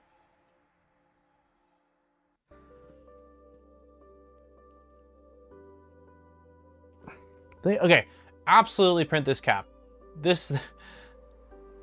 Wait, did you already trim the blade? No! No! I didn't trim the blade. I missed that? Okay, let me pull this. Okay, pulled it. I read something about a cap and then I kept going.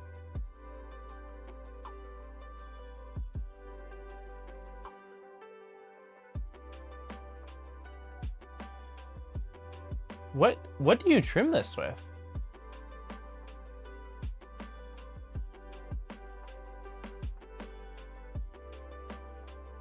What is everyone trimming this with? Like a Dremel of sorts? Like what, a hand saw? Snapping it? Oh, snap it. Okay. Is there a jig? Did I print a jig for this?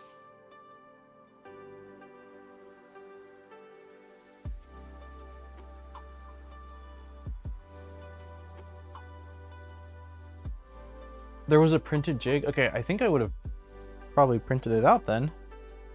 What does it look like?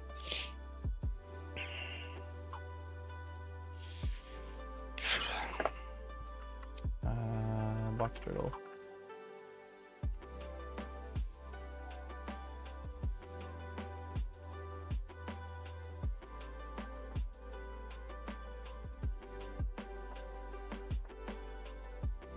Wait, what?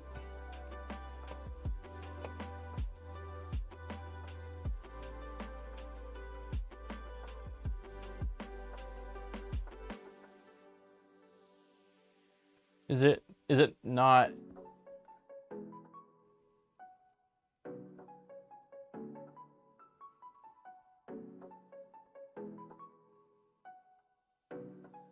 Good night, everyone. I will go to sleep. Enjoy the stream. Hey, thanks for jumping by.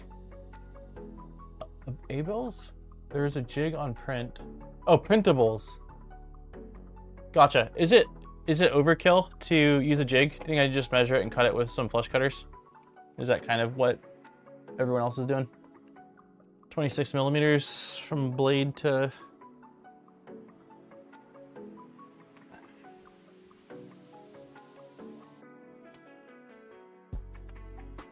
I don't even think I have a...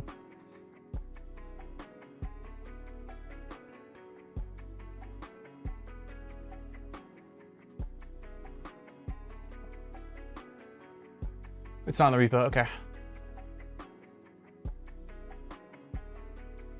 Wait, flush cutters won't do it. I thought someone said, oh, wire nippers.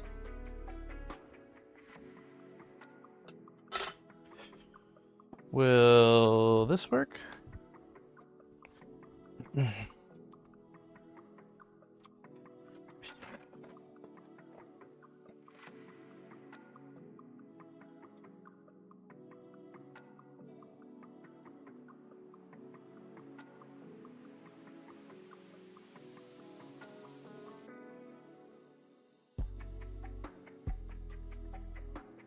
Okay.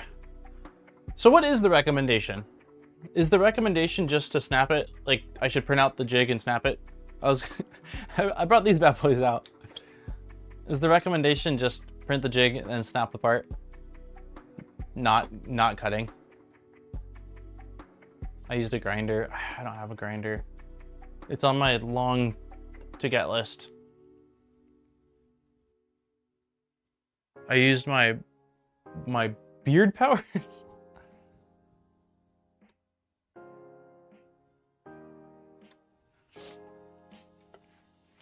Dremel. I did it between 2 pliers. Side cutters should be fine. Thunder Key says don't use side cutters. Use a chainsaw. I don't know a chainsaw either. Oh, thanks for the 12 months, man. Hey, Skydown. All right, let me find the jig.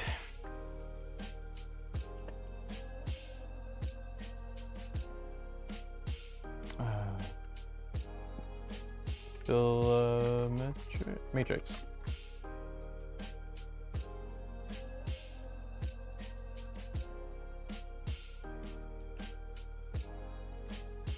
Or is it under Box Turtle?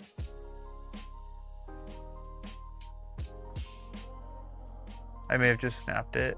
Do you have a vise? I still don't have a damn vise. I still don't have a vise.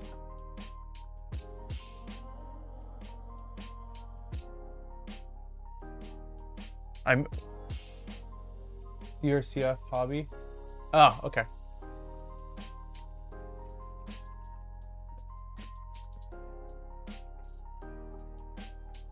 Oh man.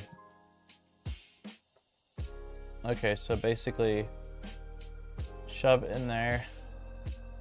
Okay, well I guess if I have it, I don't have, I'll have to figure out a way to clamp it down. I've got wood clamps. I've got wood clamps, no vise. But I suppose at least if I have it like this, I can probably MacGyver the rest. Yeah.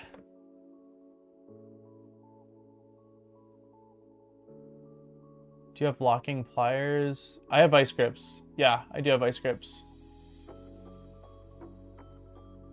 Yep, I do have a pair of vice grips. A gift from my dad. Okay, well let me download these.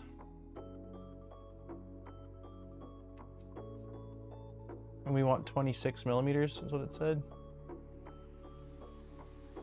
I can also send you something in about 10 minutes. Okay, I mean, either way, if you have a better idea, Thunder Keys, then I can hold out. I'm not, that's fine.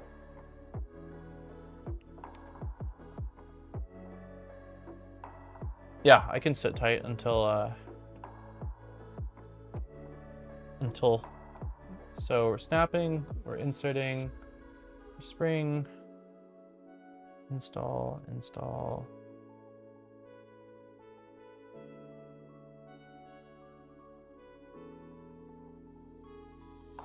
Wow, we're really close to being done with the FilamATrix.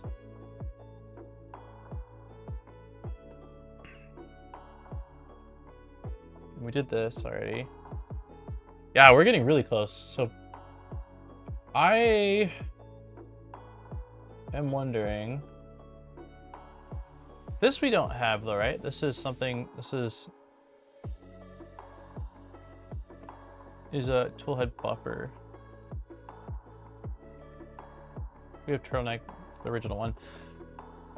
So I think what we'll probably do is call it here. I'll sit tight and wait for whatever that part is, and I'll snap the blade. And I think what I'll very likely do if I can, as far as have the time to, is I'll wrap this up, because I mean there's not really much left. Like, none of this stuff seems very complicated once we get the blade snap in with the spring installed.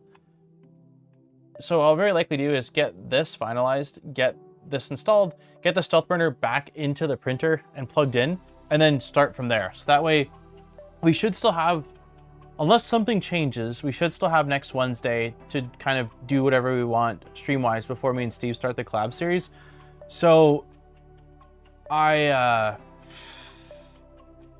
next week will basically be just trying to config. So like, we flash the firmware, we do need to install the AFC clipper add-on, and then basically just testing it out and seeing if we can get it working. So I think that if I've got StealthBurner in and we're just playing around with config and you know, we should be in pretty good shape. Thunder Keys, based off my, you've been here for these streams, based off my snail pace of building this, if I have StealthBurner installed, barring no other massive hurdles once we get to AFC clipper add-on and playing around with this thing, like, we're getting close, right? Like, I mean, does that seem realistic that we should at least maybe be able to do a sample print next week, a small one? Also, next week's stream is going to be earlier. Yes, I think Aaron has to go into work at 3 next week, so it'll probably be 1 hour, at least 1 hour earlier. Okay, you're getting close. You might be printing next stream. Okay, I'll keep my fingers crossed then. I mean, I'll put the StealthBurner back together, get that plugged in, and probably power on the printer just to make sure I didn't do anything to damage anything. And as long as it powers on, then that's where I'll leave it. So that way next week we can just move forward with firmware and config stuff. So get Thunder Keys to add the file to the repo so anyone can use it. I would imagine, oh yeah, I was gonna say, I imagine Thunder Keys was going to. I wouldn't think that they would just be sliding me the file and saying tough, you know, tough everyone else. Hey, what's up, Double T? I just wrapped up the Doron video last night, man. It'll be out on Saturday. Pretty happy with how it turned out. The Doron still needs work. I have some issues. I have a few issues, even after doing some hardware swapping, that I think is related to something with the Bowden extruder. Basically, like, even with the full gauntlet of pressure advance ranges, I still get rounded corners, and I cannot fully get rid of stringing to save my life. But everything else is really solid. So I'm looking forward to watching it. Doron is the best thing that happened to 3D printing since Filament. that is a damn. I wish the video's done, but that would have been a really nice sort of like, what are people saying about it? You know, to have on screen. It's the best thing to happen since Filament. That's hilarious. Yeah, it's a very cool. I love Delta printers. I'm probably, based off of everything I've tried and still having these issues, I'm very likely going to just swap over to a direct drive and just run it a bit slower. I think that my issues are stemming from something within the Bowden, and I don't know what, because I've swapped extruder, hot end, and Bowden tube to rule out a hardware issue, and it made some difference, but it's still not. There's still issues. I show the rounded corners on the cube on the video for Saturday, but I spent a lot of time testing out things. There's constant like PA tests, flow tests, retraction tests, cube tests, like just to see, you know, like did that setting change the thing, and all yeah. But it's in a good place, and I just, you know, probably got to convert it to a direct drive and see if that solves it. I've seen a few others running them as direct drive, and it seems like, you know, they're not having issues, so hopefully that'll solve it. But yeah, I think we're gonna call it. It's been 3.5 hours. I'm hungry. I've been staring over at this half peanut butter jelly and Doritos just waiting for me on this plate. So I'm gonna eat some food, drink some water, and then I will, when you get that file sent over Thunder Keys, I will print it out. I will snap the blade, and hopefully that's all that happens. Get this wrapped up, get it back installed. That'll probably be my goal for tonight. that'll probably be my goal for tonight. I feel like I'll sleep better if I get this StealthBurner back in that printer and power it on and know that we are in shape to start messing around with these things tomorrow. So yeah, thank you everyone for hanging out today. It was a fun stream. It was a good stream. And fingers crossed next week. It won't be able to be as long. Like, I'm hoping if I start an hour early, we can get a 3-hour stream in. But because Aaron is working early, I can't run very long beyond that time. So, and it will be at least an hour, if not 2 hours early. I'll post it once I know what I'm scheduling it. I'll post it. It'll be in Discord, so that way you'll know for sure. But yeah, thank you everyone for hanging out. Thank you to all the help from so many different people. Thank you for new members, gifted memberships. There was a ton of people. There was a ton of people gifting memberships at the beginning of the stream. So thank you very much to everybody. And then also thank you Polymaker for allowing us to do our giveaway. I think it was Stuart Fisher was our winner, right? Is my memory that good? Yes, Stuart Fisher. If you're still here, congratulations, Stuart. I will send you an email this evening with your giveaway submission form and then the unique code that I'll get to you. So awesome. I hope everyone's doing well. I will see you on Jackson's birthday in exactly 7 days. And yeah, I hope you have an awesome, fantastic week. Stay awesome, everybody. And then yeah, Saturday, Doron Velta video. So I'm pretty excited about that. It's just all of my thoughts and all the experience and everything into fairly concise video. So I still want to join the Turtle Club. Do it! Oh yeah, that's right. Down Under Maker is streaming in 3.5 hours, and I think it's Box Turtle Part 1. He was supposed to start streaming last week, but there was, I think, some delays with the streaming software. So if anyone is up later, I don't know, I think Europe it'll be late, but maybe US, probably for the US, in 3.5 hours, they're going to be streaming. So, all right, everyone, I will catch you all later. Cheers. Bye.